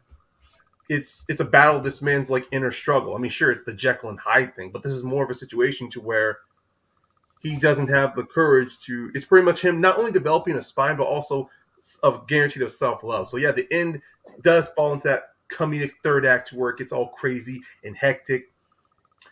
But I still like how ultimately in the story it is about accepting who you are. Even those moments where I do love that montage when he's trying to get healthy and get in shape. Sure, it looks like it's a play on a few things, but the fact that Sherman feels heartwarming and then when Buddy Love, it does feel a little degrading because it literally is kind of like it feels uncomfortable at moments, but I think it makes me appreciate Sherman Hemsley much more. So I will give this a yes. Zedius, what do you say about the Nutty Professor? What? Klump? I mean Klump. Oh my god! Wait, what? Sure. I didn't catch I didn't catch what White had said. This is Sherman Hemsley. I'm like, Wait, what? I'm not gonna say. What the fuck? From the Jeffersons? Jesus. Oh man, but no, I'm gonna give this movie a yes, and I can definitely see what John is talking about. I haven't seen this movie in a while, but even just reflecting on it, I can definitely see how it's definitely dated. It's very much '90s with the comedy and stuff, but I think what the journey, and Ryan touched on it just a minute ago, of Sherman's the journey he had to go through the movie to eventually for self-love and see that he's perfectly fine the way he is. Yeah, you can want to improve yourself, but you don't need to have to like completely change who you are, because again, when you go from Sherman to Buddy Love, there's a difference between night and day. And again, when Buddy first comes out and when he gets his revenge on Dave, you're cheering that on. You're rooting for Buddy. But then you start to see the evils of Buddy, and like, okay, you're nowhere near the character that I cared about before he came out. So again, like it's a yes for me, and I like the way that trip to Chuck Hal flipped the script and made me actually care for Sherman and his family. So Yeah, I mean, you could just about pick any '90s movie and find stuff comedy in it that just won't work these days. Like there's a lot of it in the '90s, '80s, and '90s. But yeah, I really enjoyed the Nutty Professor, and I think it's definitely up there in Eddie Murphy's best. And yeah, so it's going to be yes me as well. So no Professor is going to make the list. And Jonathan, we go back to you. No, I'm gonna let somebody else take that one that we alluded to earlier that should be on the list. Yeah, because that definitely should be on the list. That the first movie of the franchise. I'm gonna bring up another alter ego movie that I think it's better than that, The Nutty Professor, and I think it's one of his most underappreciated comedies. I think his alter ego is the star of the movie, not the other one. And I'm talking about Bowfinger. Yeah, Bowfinger. Who didn't think of putting Steve Martin and Eddie Murphy together before that movie was made? Huh? Like, come on. Well, Frank Oz did. I mean, he's an underrated comedic actor. I mean, director too. I mean, he did Dirty Rotten Scoundrels. And yeah, they put these two comedians together where Steve Martin has to make this D movie, I think, or is it a Z movie? I don't remember, but but he has to hire a crew of a camera crew that is full of illegal Mexican immigrants to help him along with the production. But after his actor, stalls production, he goes into hiding. He hires his alter ego, Jeff. And he disappears into that role really well. And the scene I want to highlight is another one of the funniest scenes I've ever seen in a comedy, where he shoots the freeway scene. Every time I see that scene, I think about it and I laugh out loud so hard. just running across the freeway, and then it's like Steve Martin's like, "Yeah, all right, you were wonderful." Yeah, he's like, I don't know what to do it anymore. And it's like, okay, all right, but let's just do it one more time. Let's go. He does it again. But the whole movie is funny. I think it's an underrated film from both Martin and Murphy. I think Murphy it's because of Murphy. And him as Jeff is just a revelation. So I'm going to go Bowfinger. Ryan, what do you say about Bowfinger? This was also on my list, and this is a film that when I said earlier, when it came with Eddie Murphy, how his films were introduced me to my dad. This was one my dad took me and my siblings to go see because he wanted to see this film. And I mean, of course, at the time as a kid, some of the stuff went over my head, like the character wanting to show his thing to the Laker girls, or Steve Martin pitching him the script, and then the whole thing with Mindhead. Of course, when we rewatch it now, we're like, wow, they're taking those shots at those kind of Hollywood actors. And even then, the stuff that Steve Martin does, my God, it's such a great joke at guerrilla filmmaking that it so works towards throughout the entire film. And yes, Eddie Murphy as Jiff, and then of course as the movie star Kent. Kent, yes. I love the fact that he really is like playing an unlikable character, but then at the same time he's so nerdy and lovable as Jiff. Like even the audition scene, I just love it. He's just like humbly just walking in there, just, talking like this, and then I love when Steve Martin says, "Can you be able to show your ass the end?" It's like, I don't know. Yeah, I guess. Just the subtle things that he does in the character moments is fantastic. And even though he and Steve Martin are great together, this really does feel more of an Eddie Murphy film. Yeah. Well, this is 100% yes. And also great supporting cast too. I mean, Heather Graham, Terrence Stamp, Christine Baranski. Oh my God. It's just so good. Even the guerrilla shooting scenes where they're following him, they're chasing Kit, and then all of a sudden, like they're gonna get cut, they pretend to shoot to talking to the Mexican. Oh, it's just funny. So this is a yes. Zedius, what do you say about Bowfinger? About Bowfinger is one of those movies where I feel like I should abstain, but I won't, only because I've seen it, but it was 12, 11-year-old Zad that saw Bowfinger, and 11-year-old Zad did not like the movie. I feel like now, again, seeing some of the things that y'all are saying about that, maybe now, 35-year-old Zad, I probably will love it. I remember seeing it and never wanted to see it, not really caring about it, not wanting to see it again. So I gotta say no because of that reason. It holds up. It holds up pretty well. Yeah. See, funny enough, I'm kind of the opposite of that. I don't think I've seen this. I don't remember if I've seen this at all, and I definitely haven't seen it recently anyway. But after looking at the cast list, Mr. Mosley from Sweet Life and Zack Cody is in this movie. Yes, he is. Phil Lewis. Yeah. But Richie, what do you say about Bowfinger? I was hoping this would be brought up. I didn't know if people thought it was underrated as underrated as I did, but yeah, I thought it was. I think this movie is great, and it's a great dual role. So it's one of the more funnier lines. It's not even by Eddie Murphy, but it's just a lame line. It's not even the funniest line in the movie. It's just one that made me laugh at the time, just because how lame it was. It was just like I think Heather Graham's trying to like gel with Steve Martin's character, and he's just like, "Hey, oh, do you like smashing pumpkins?" And then Steve Martin goes, "Are you kidding me? I love doing that." I don't know. For some reason, that just let me laugh. It was so lame, but it made me laugh at the time. I don't know why. I know it's a dumb joke, but anyway. But yeah. I like the movie a lot. So yeah, yes. We've got 3 spots left. Ryan, what are you going to bring up? Well, let's get this out the way then. I'm the first Beverly Hills Cop. I'm going to throw in there. I was going to originally nominate this before I did my swear with Boomerang. So Beverly Hills Cop, and I will say the first one. As I said with Dr. Dolittle, this first one is a very grounded one, and Rennie Harlan, who directs this, he does a good job at. While there is action in this film, it's not precedent. It doesn't take precedent over the overall story of the first Beverly Hills Cop film. And you do see with Axel's character, his sole purpose in being in Beverly Hills is to investigate, but also avenge the death of one of his close friends who was killed.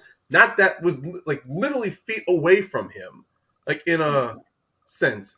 And I do love that it is a straightforward cop movie. At least at the time, with A's character, he's a street smart cop. He comes to Beverly Hills. He's experiencing the culture shock from living in Detroit. He's meeting he's meeting cops who are by the book. And also, I will say the one thing First does great is how he bounces off people. Bounces off great with Taggart and Rosewood. Does a great job when you first meet him with Jenny. And then I forget the name of the actor who plays one of the museum curators. It's one of the hunters. Get the fuck out of here. Bronson Pinchot. Bronson Pinchot. Yeah, Bronson Pinchot. Yeah, it's one of those situations where you see with Eddie Murphy in here because it's so different and how he's reacting and everything. And Jesus Christ, the scene where he confronts the bad guy, Victor Maitland, in the restaurant, and he's literally thrown out the window, arresting. He's like, I just got thrown out, disturbing the peace. I just got thrown out of a window. What are you gonna give me if I get thrown out of a car? Jaywalking? It's those comedy moments that work so well. And the best, and of course, one of my favorite scenes, like they're at a strip club and it's getting held up, and he just, Phil, what's wrong with you, man? You changed. And then leads on to that great scene where he's improvising to Bogomil. And then I love the behind the scenes where the Judge Reinhold says he was pinching his pocket so hard because he was trying not to laugh. It's just that it's one of these films in his very early career that honestly, it really was him.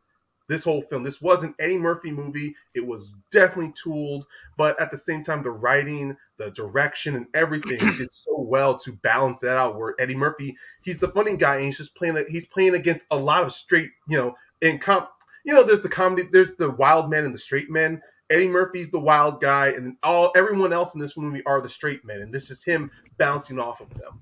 So this is my nomination. Zedius, what do you say about Beverly Hills Cop?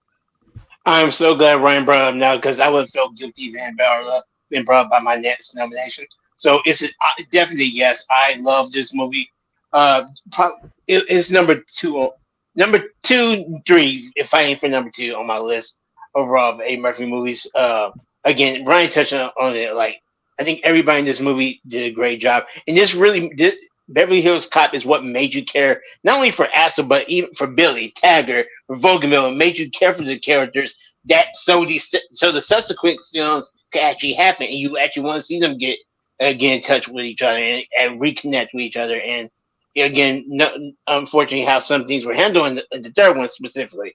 But again, I think everybody had great chemistry with each other. Yeah, it was a great cop movie, like Ryan has said, but it definitely has a lot of buddy cop elements and definitely a lot of comedy in this movie as well. And I think I can't say it did, but it definitely I feel like it probably influenced one of my other favorite franchises in Lethal Weapon. So at least Beverly Hills Cop 1 did at least. So it's a definite yes for me. But yeah. Apparently, according to Leo, it was originally going to be Stallone and Beverly Hills Cop. Rewrote this. Yeah, it's Cobra. It's basically Cobra. Yeah. Yeah. Yeah. Oh wow. But it's one of the reasons why I think why that first one worked, because it's a straightforward. It honestly is a drama if you take away some of the quips and the antics that Eddie Murphy does in that film. Yeah, I can see that. Yeah. Like, if you just take out Eddie Murphy's performance, this feels like a straightforward cop film. I mean, outside of the strip club scene. Actually, if you take away the comedic chops Eddie Murphy does, this whole film could have been played straightforward. Like a classic cop, like a cop film. So I think that's one of the reasons why this is so good, because Eddie honestly changes the direction and just the tone of this whole film. But yeah, the funny thing is, Stallone originally dropped out to focus on his next movie, which was at the time, which was Rhinestone. But anyway, yeah, this is an easy yes for me. Just don't go falling for that banana in the tailpipe gag again. It's because I rewatched, like, this is another one I thought I'd rewatch this week just because I had an excuse to, and yeah, it's just a lot of fun. To an extent, I've enjoyed 3, but not that I'm going to bring it up or anything. I just did enjoy 3 to a point. But it's still it's still my least favorite of the 3 that we've gotten. So, but it's still going to be yes. Richie, what do you say about Beverly Hills Cop? Yeah, I mean, I showed my hand before. If the second one didn't get through, even if it did get through, I was going to vote yes to the first one. So, yeah, well, here we are. So, yes. And Jonathan, what do you say about Beverly Hills Cop? Yeah, let's move on. Yeah, 100% yes. Love this. Can you imagine if we just keep going around thinking, oh, somebody else is going to bring it up, and like it just never gets brought up? Right. It's a duh. Yeah, of course. It should be on the list. I love it. Is this the man who put the banana in the car? Yes, sir.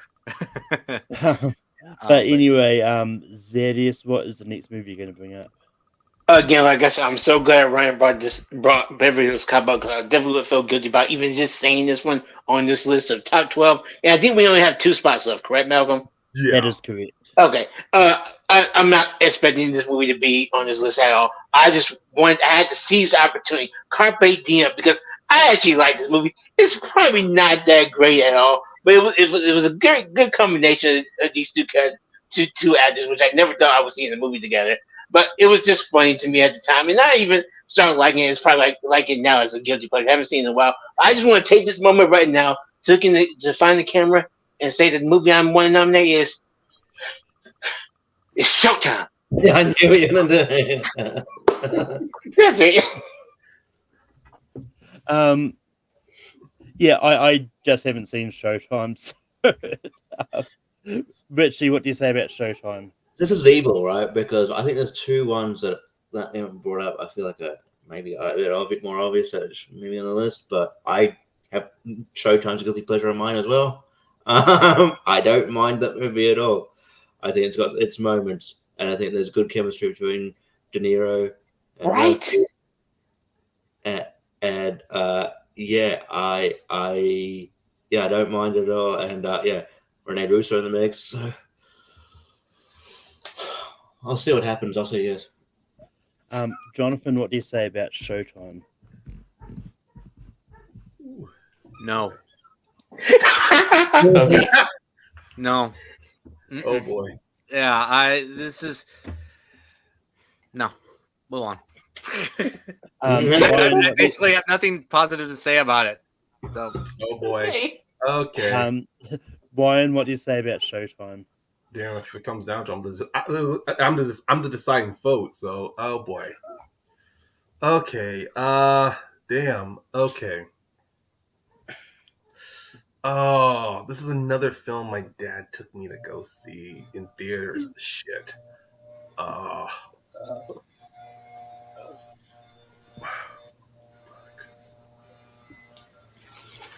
Shit, I wish I had a coin. I don't think I could talk long enough to make a choice. So, wait, So wait, hold on.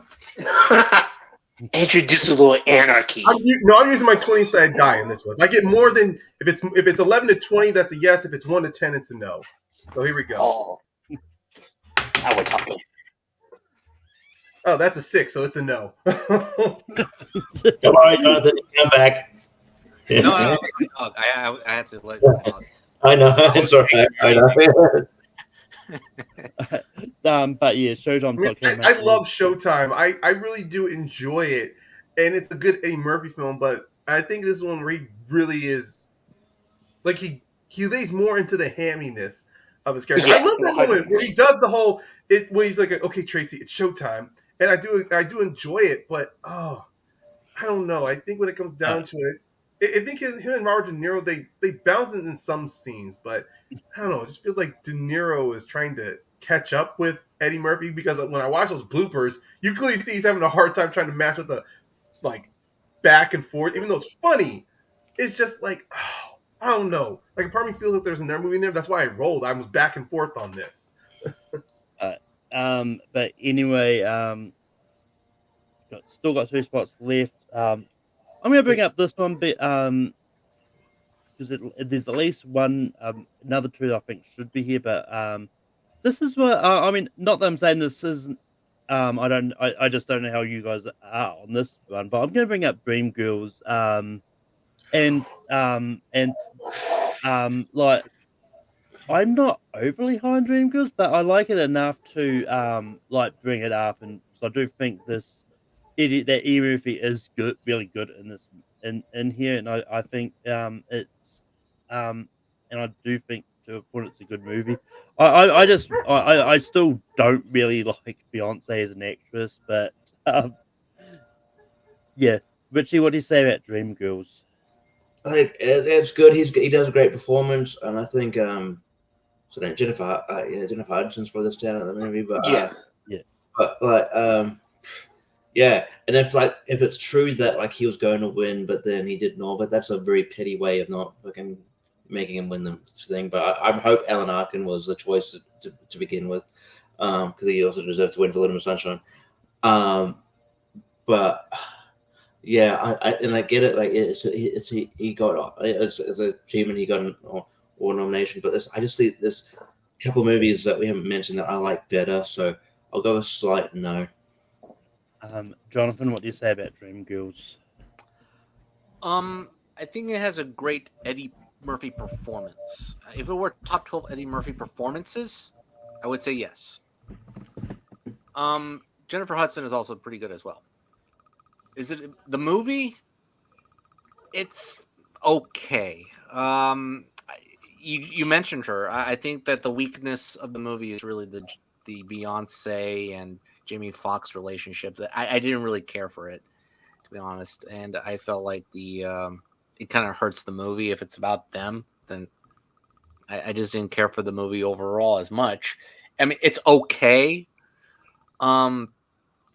But I don't think it belongs in top 12 Eddie Murphy movies. Performances, yeah, probably, but movies, no. So I'm gonna go slight no. Ryan's Chair, what do you say about Zedius, we'll go back to Ryan when he comes back. But Zedius, what do you say about DreamWorks? Yeah, I'm gonna say Noah's wrong. I think John hit the nail right on the head. I say that phrase a lot. I realize. It performance wise, I think he did great in this movie.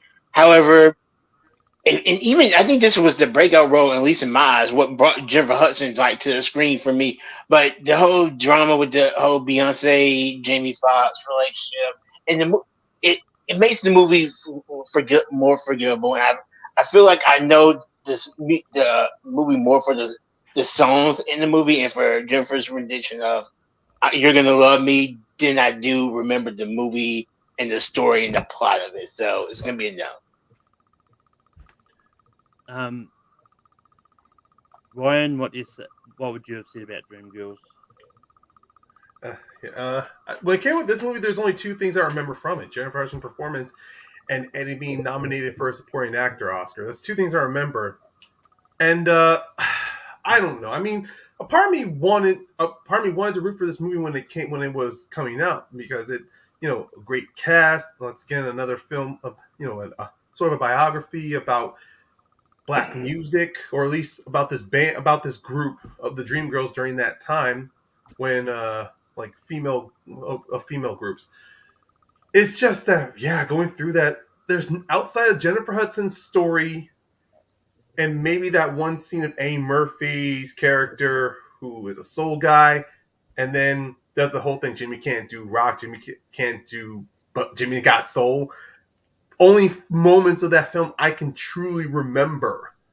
So I would have to give this a no as well, because it just didn't land for me.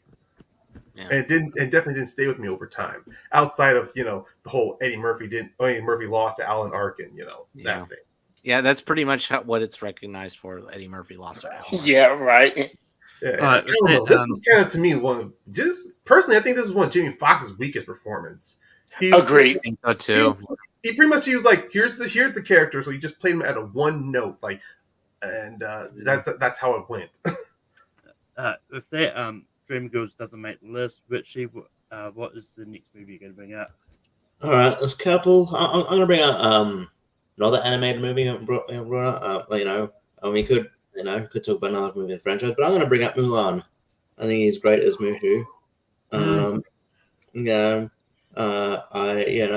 bring that true, but I think he also, I think I think maybe his role as Mushu probably didn't even help him get the role in Shrek.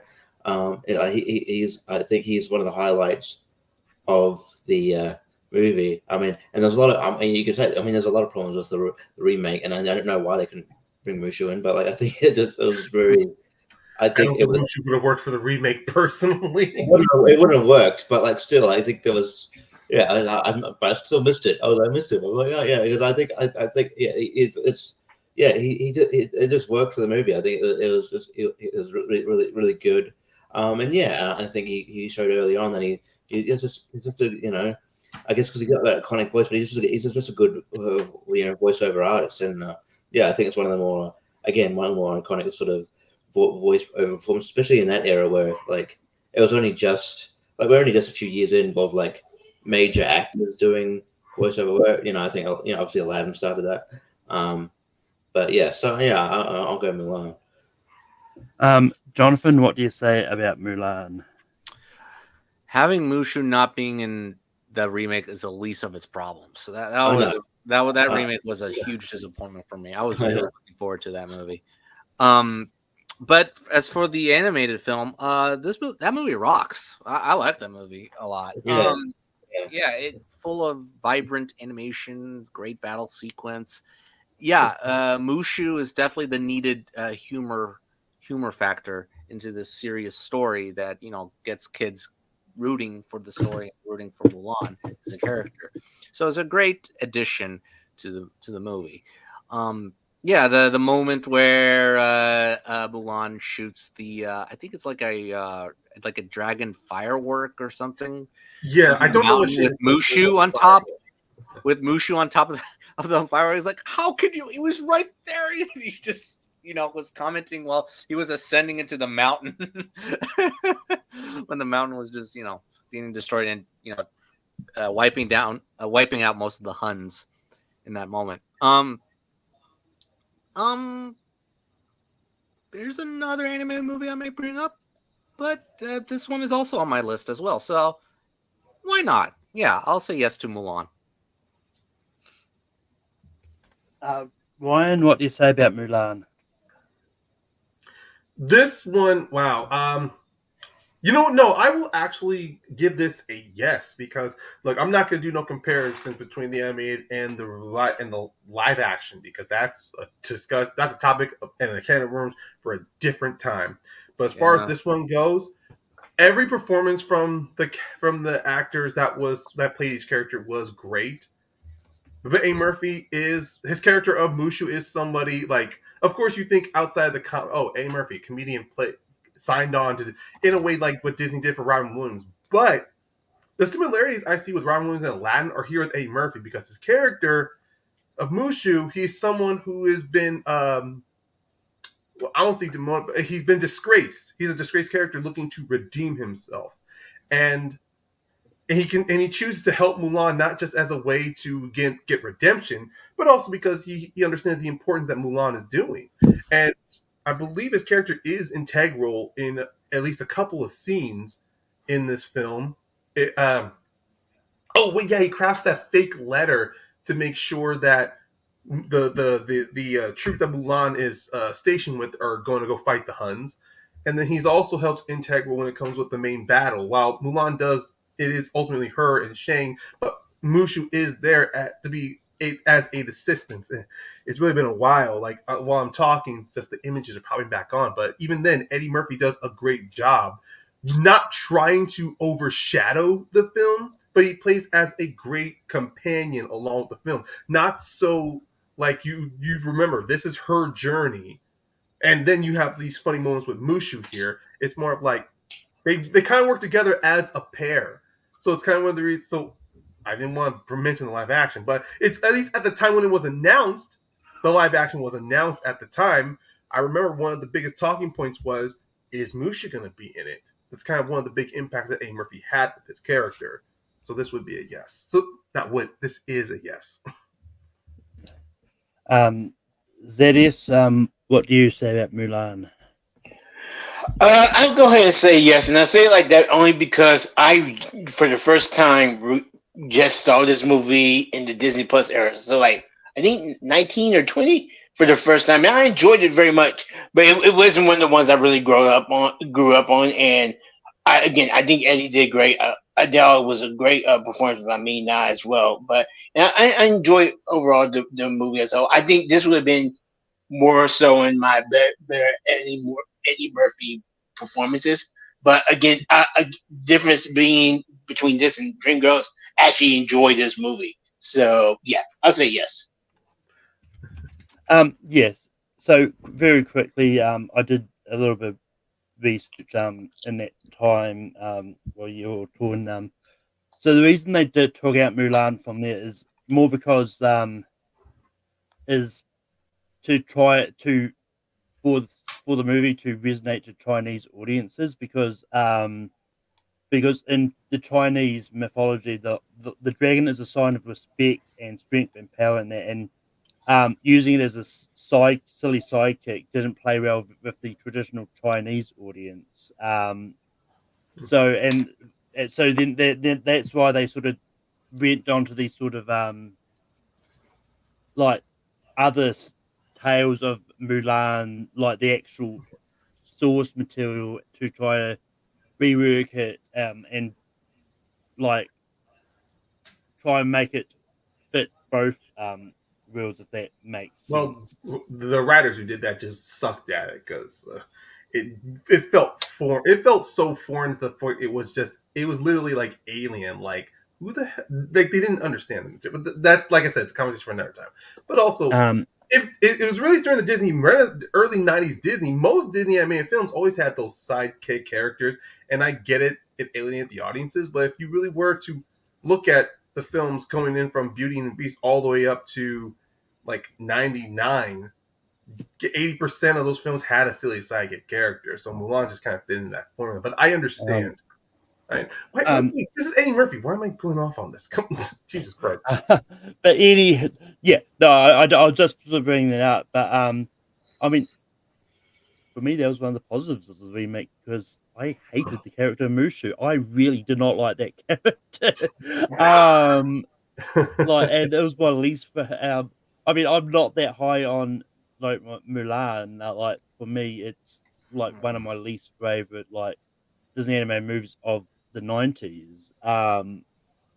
But yeah, but I'm still going to say a very, very slight yes, just because I don't want something like Norbit to end up making the list. I'm not going to bring up Norbit. Oh my god.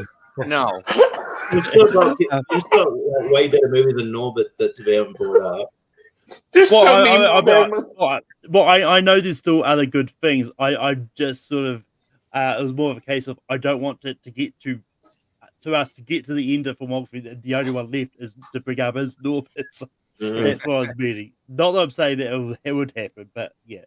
So Mulan is going to make the list. Jonathan, we go back to you for your next nomination. I didn't think it was going to come to me again. Okay. 2 good ones left. Shoot. The problem is the other one I don't revisit as much. Yeah, I don't revisit as much as yeah.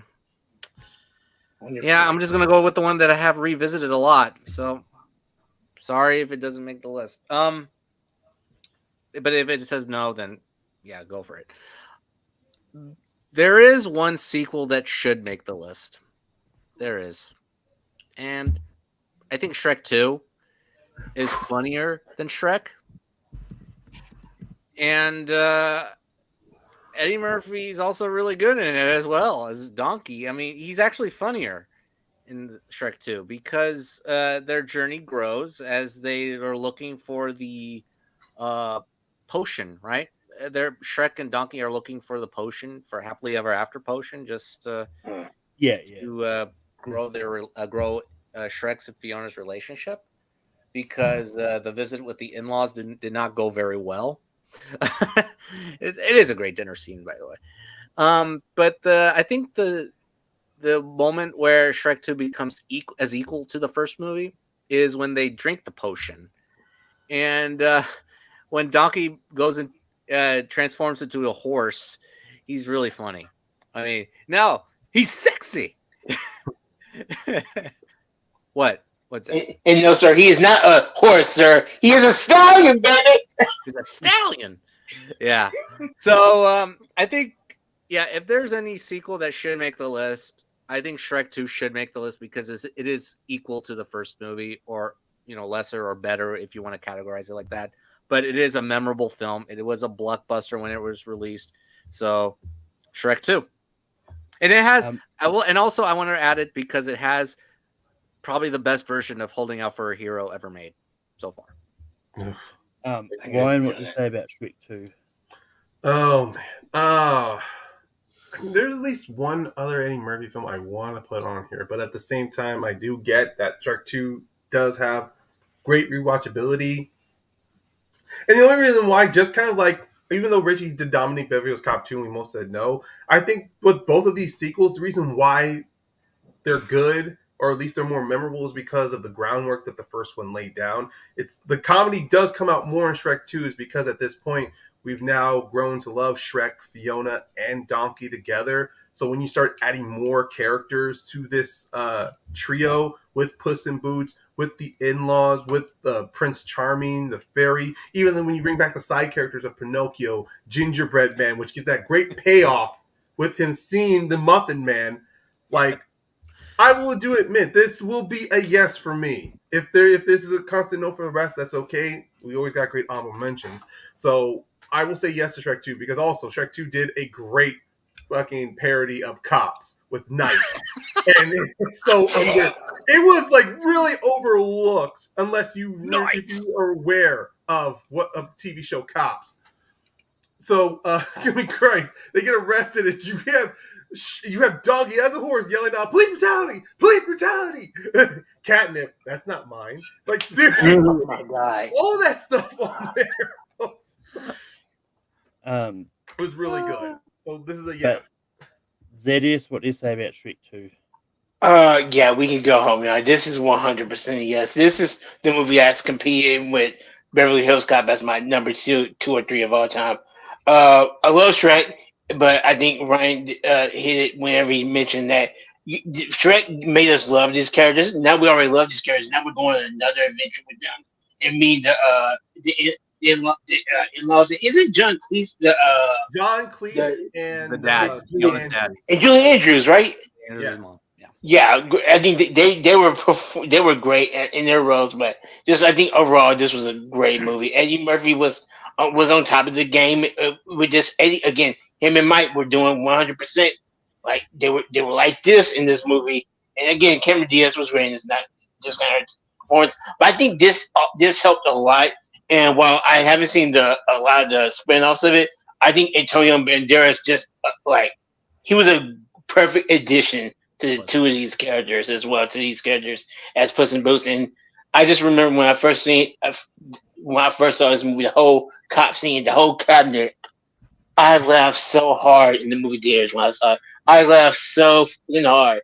And even to this day, I laugh, but nothing like that gave me almost my belly laugh where I ran out of breath. I couldn't breathe. So it's a yes.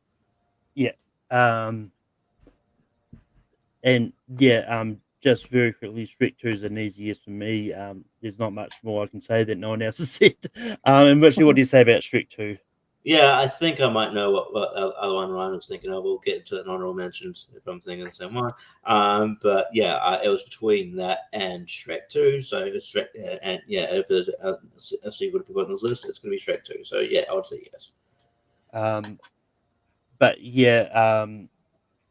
very, very quickly, Ryan, what are two honorable mentions that you had? I did have 3 actually. My first one, if Shrek 2 didn't get nominated, I was going to nominate 48 Hours, which was his debut film. Him and McNulty, the buddy cop thing, the Grizzly X cop, and it was great back and forth between the two of them. My second one, it's kind of another comedy that came in the late 90s with Eddie Murphy. Holy Man. Was not sure how that would fly. I enjoyed that because Eddie Murphy, he's in this one, he's in a comedy role where he is actually playing the straight man. I mean, he's given a great earnest performance as the character of G, and then it's just his impact on everyone else's life that leads to some of the comedy moments. And then my third one, I really didn't. I was definitely doubting it was never going to make the list, but I was going to select it anyway. It was in the late 2010s. His movie 1,000 Words. Now, it's like, yeah, John, I can see that reaction. It's one of the reasons I was hesitant was because it's not top tier Eddie Murphy. It's mainly in the last act where the film really does start to tie things together with me, where his character is not, he's cursed. He's connected to a tree to where if he says more than 1,000 words, it's all about learning on it's not about what you say, but it's more about how you say it. It's the importance of what you say to people and the relationships or so. I kind of enjoyed that. And I remember watching this film for a debate, and it was watching this film have a better understanding of it. So it kind of made me like it a little more. So those were my 3 honorable mentions. ZDS, very quickly, what is 3 honorable mentions that you had? 3. The honorable mentions I had, one of them was Dr. Dolittle 2, and again, I don't think it's as good as the first one, but I love the moment, and I mentioned it before, of when it turns out that Clarice, played by Raven-Symoné, sorry, spoilers, could actually talk to animals too, and how that brought the two of them together. And I wish the franchise would have spun off on that, but again, went to a different direction. So there's only 2 Dr. Dolittle movies in my mind. So another one was, I remember seeing it. I liked the movie. I haven't seen it enough, and that would be Harlem Nights with Richard Pryor and Eddie Murphy in it. But I just haven't seen it well. But I do remember enjoying it. And then another one that was goofy as hell in the 1990s, but I remember it because one of my favorite moments is Eddie Murphy standing in front of a church, burning his wig burning, and just saying, "Evil is good." So right, and that's Vampire in Brooklyn. Love it. Yeah. And yeah, for me, I also probably would have gone Doctor Little 2 at some stage. I do like it. Another one I've seen, Metro. I think is fun. I think it's decent. And That was good. Yeah. I actually just watched it for this. But I actually relatively liked Eddie Murphy's take on the Haunted Mansion. Definitely don't think it was terrible. I would probably put it above this year's attempt. But Richie, what are some honorables that you would have brought up? Yeah, I thought Ryan was mentioning 48 hours, so I was gonna bring it 48 hours because you would have, yeah, that's sort of his almost audition for Beverly Hills Cop, and I think him and Nick Nolte are great. The only other one that has been brought up and that I would have brought up just because I kind of liked it, and I think he was one of the stars in the film, and it's something I want to go back to, but it's okay. It's Tower Heist. Okay. Yeah, Okay. yeah. So And Jonathan, any honorable mentions? Yeah, I have two. 48 Hours was the one I was wrestling with, but I don't revisit it as often. Okay, here comes my guilty pleasure. I think, look, I kind of like Daddy Daycare. I kind of do. Oh, I forgot about Yeah, I don't know. There are a few scenes that are just laugh out loud good, and like the bathroom scene, like, yeah, every parent of that age has had a problem with their child not being potty trained. it's certainly better than that. I Daddy Daycare. missed. What does that mean? Care, I care. missed. Yeah, he missed. Oh, hell no. Oh. Psycho music comes in. And yeah, I think it's an adorable film. So, yeah, those are my two. But yeah, now it's time to vote. I know we normally do white balls on, just because I've got a bit of a time crunch now as well. Okay. And I know Jonathan, so just going to say it. So please be quick. Richie, what do you have for 12? I'll go Dr. Dolittle. Jonathan, The Nutty Professor. Ryan, I was gonna say Mulan actually. Zedius. I'm gonna say Bonefinger.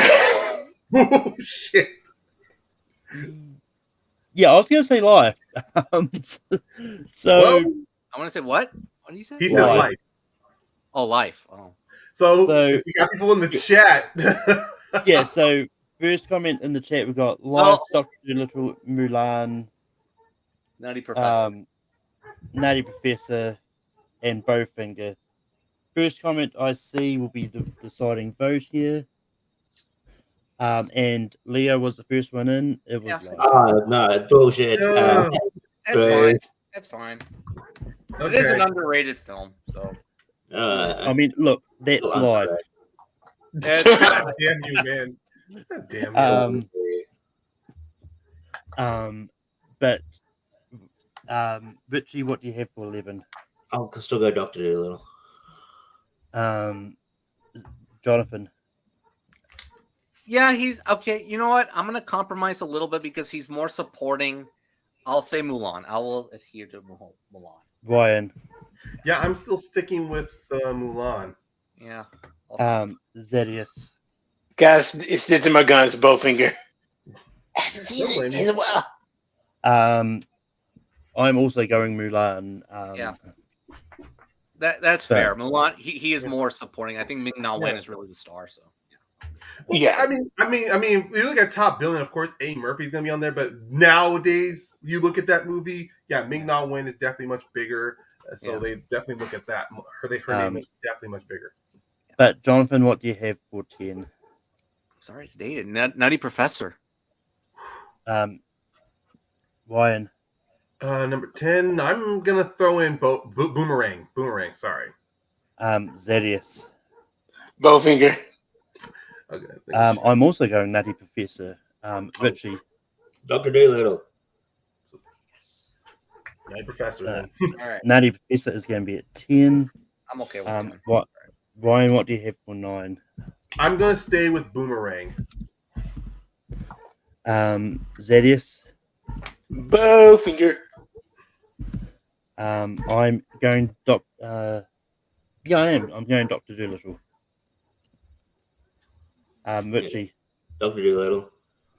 Jonathan. Yeah, Dr. Doolittle. Oh.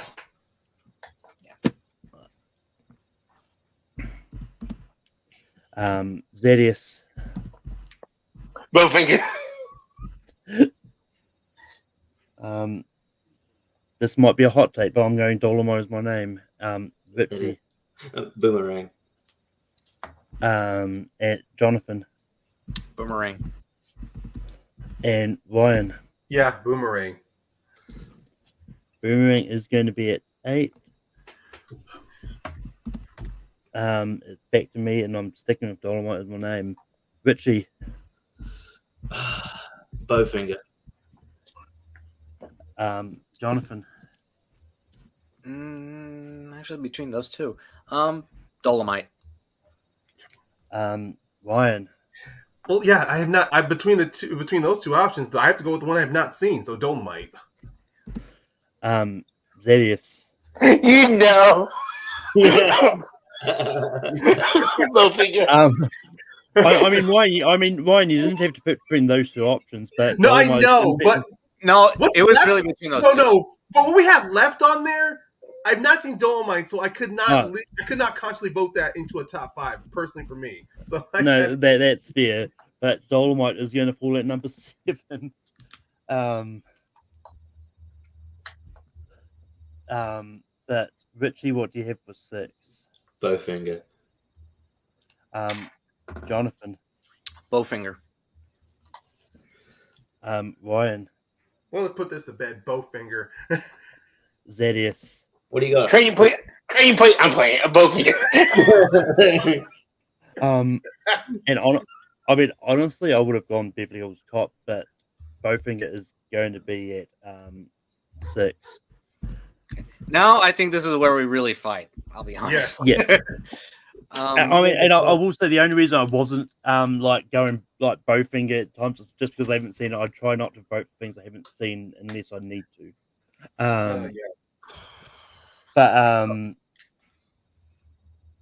But Richie, what do you have for 5? Just to recap, we've got left. We've got Coming to America, Trading Places, both Shrek movies, and Beverly Hills Cop. Grade 5. Yeah. Trading Places. Jonathan. Shrek 2.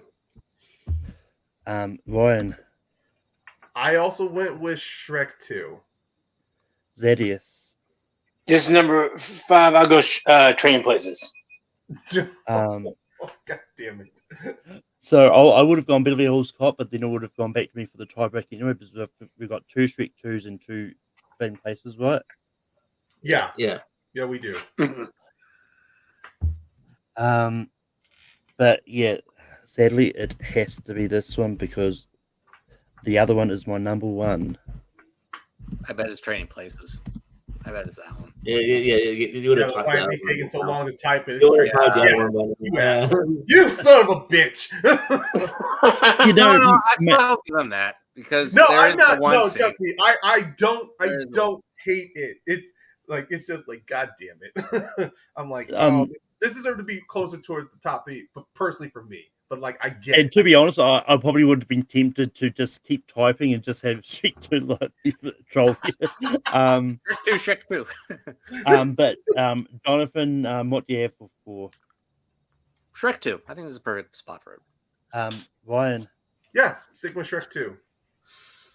Zedius.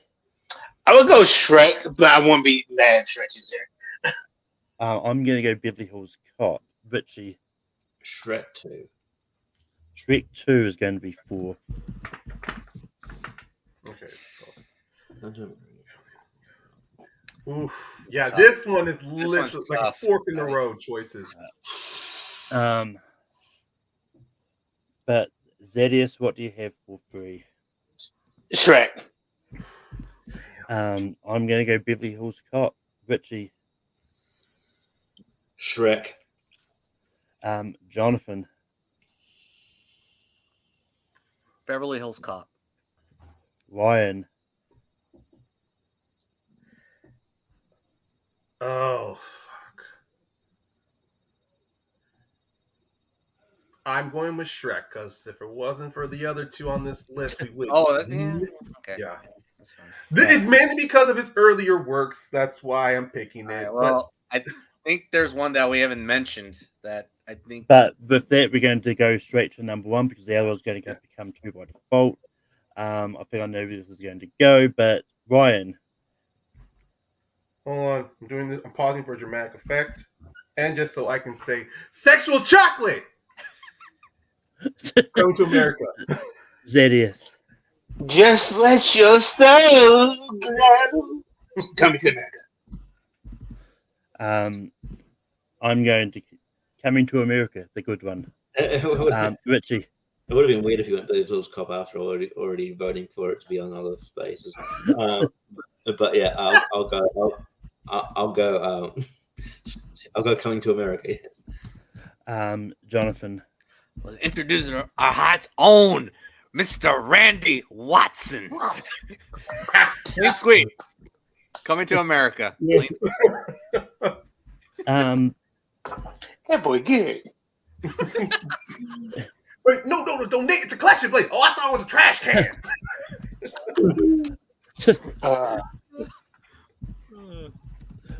But with that, it's time to recap the top 12 Eddie Murphy movies. And at number 12, we have Life, not the one with Ryan and Jake.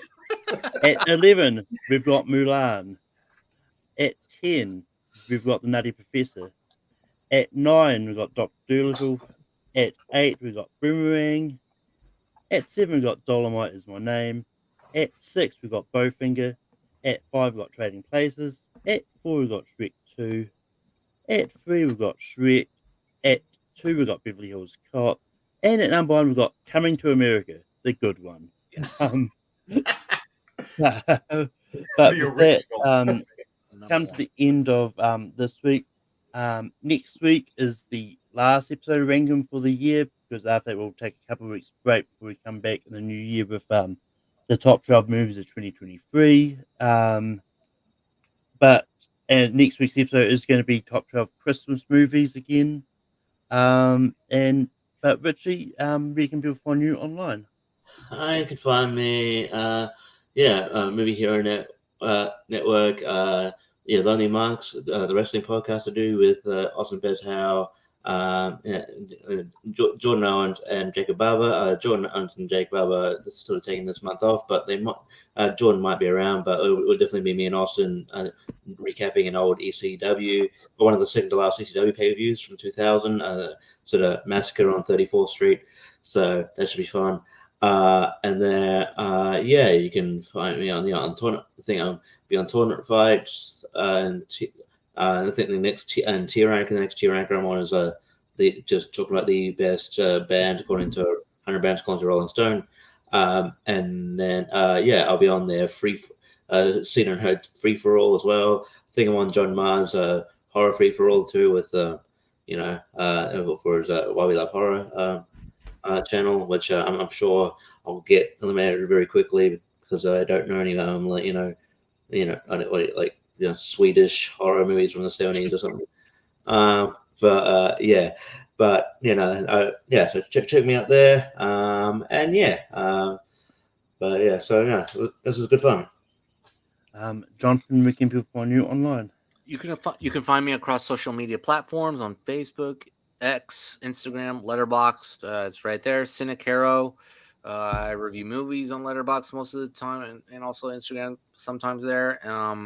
Trying to watch as many 2023 releases as I can before I do my top films of the year, and also probably my least favorite movies of the year. I'm not going to say the other word, but yeah. So that, and also I will be on the free for all on Movie Hero to defend my belt. So yeah, that will be it for me. And obviously, I'm not going to be in the next episode, but so I'm going to wish y'all happy holidays and a Merry New Year, according to Eddie Murphy's character from Trading Places.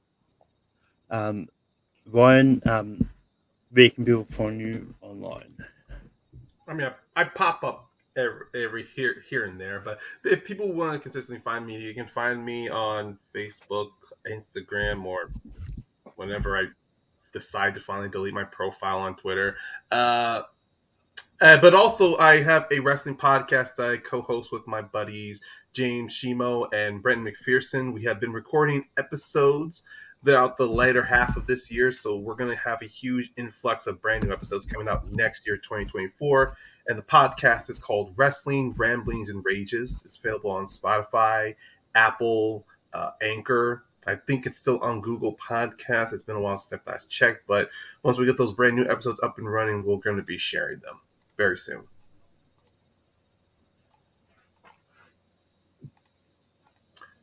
I think you're muted, Malcolm. That is, we can people find you online. I wasn't sure my shot go. Now, you can find me on, if you're looking for me, you can find me on Facebook, Twitter, refuse to call it X, or Instagram at Zadius, that's Z-A, Zadius Smith, that's Z-A, 2 D's, E-U-S.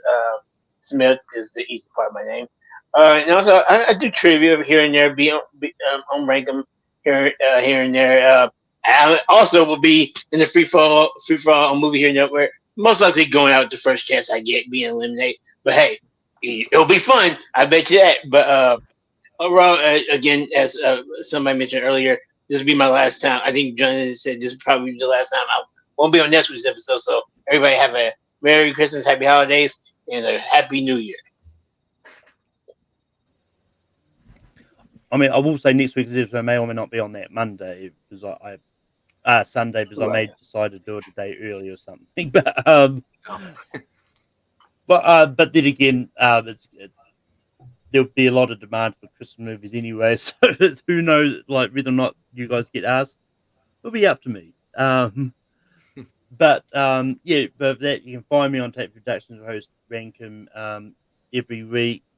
Next week we're doing top 12 Christmas movies, and you actually won't find me in the free fall next week, partially because of time zones and me having to work. I probably won't be beyond there.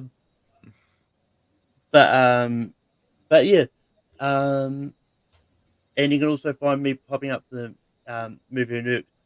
I think I'm on this week's episode of non-geek comic book characters. I'm not too sure. Jordan hasn't made those chats yet, I don't think. Yeah.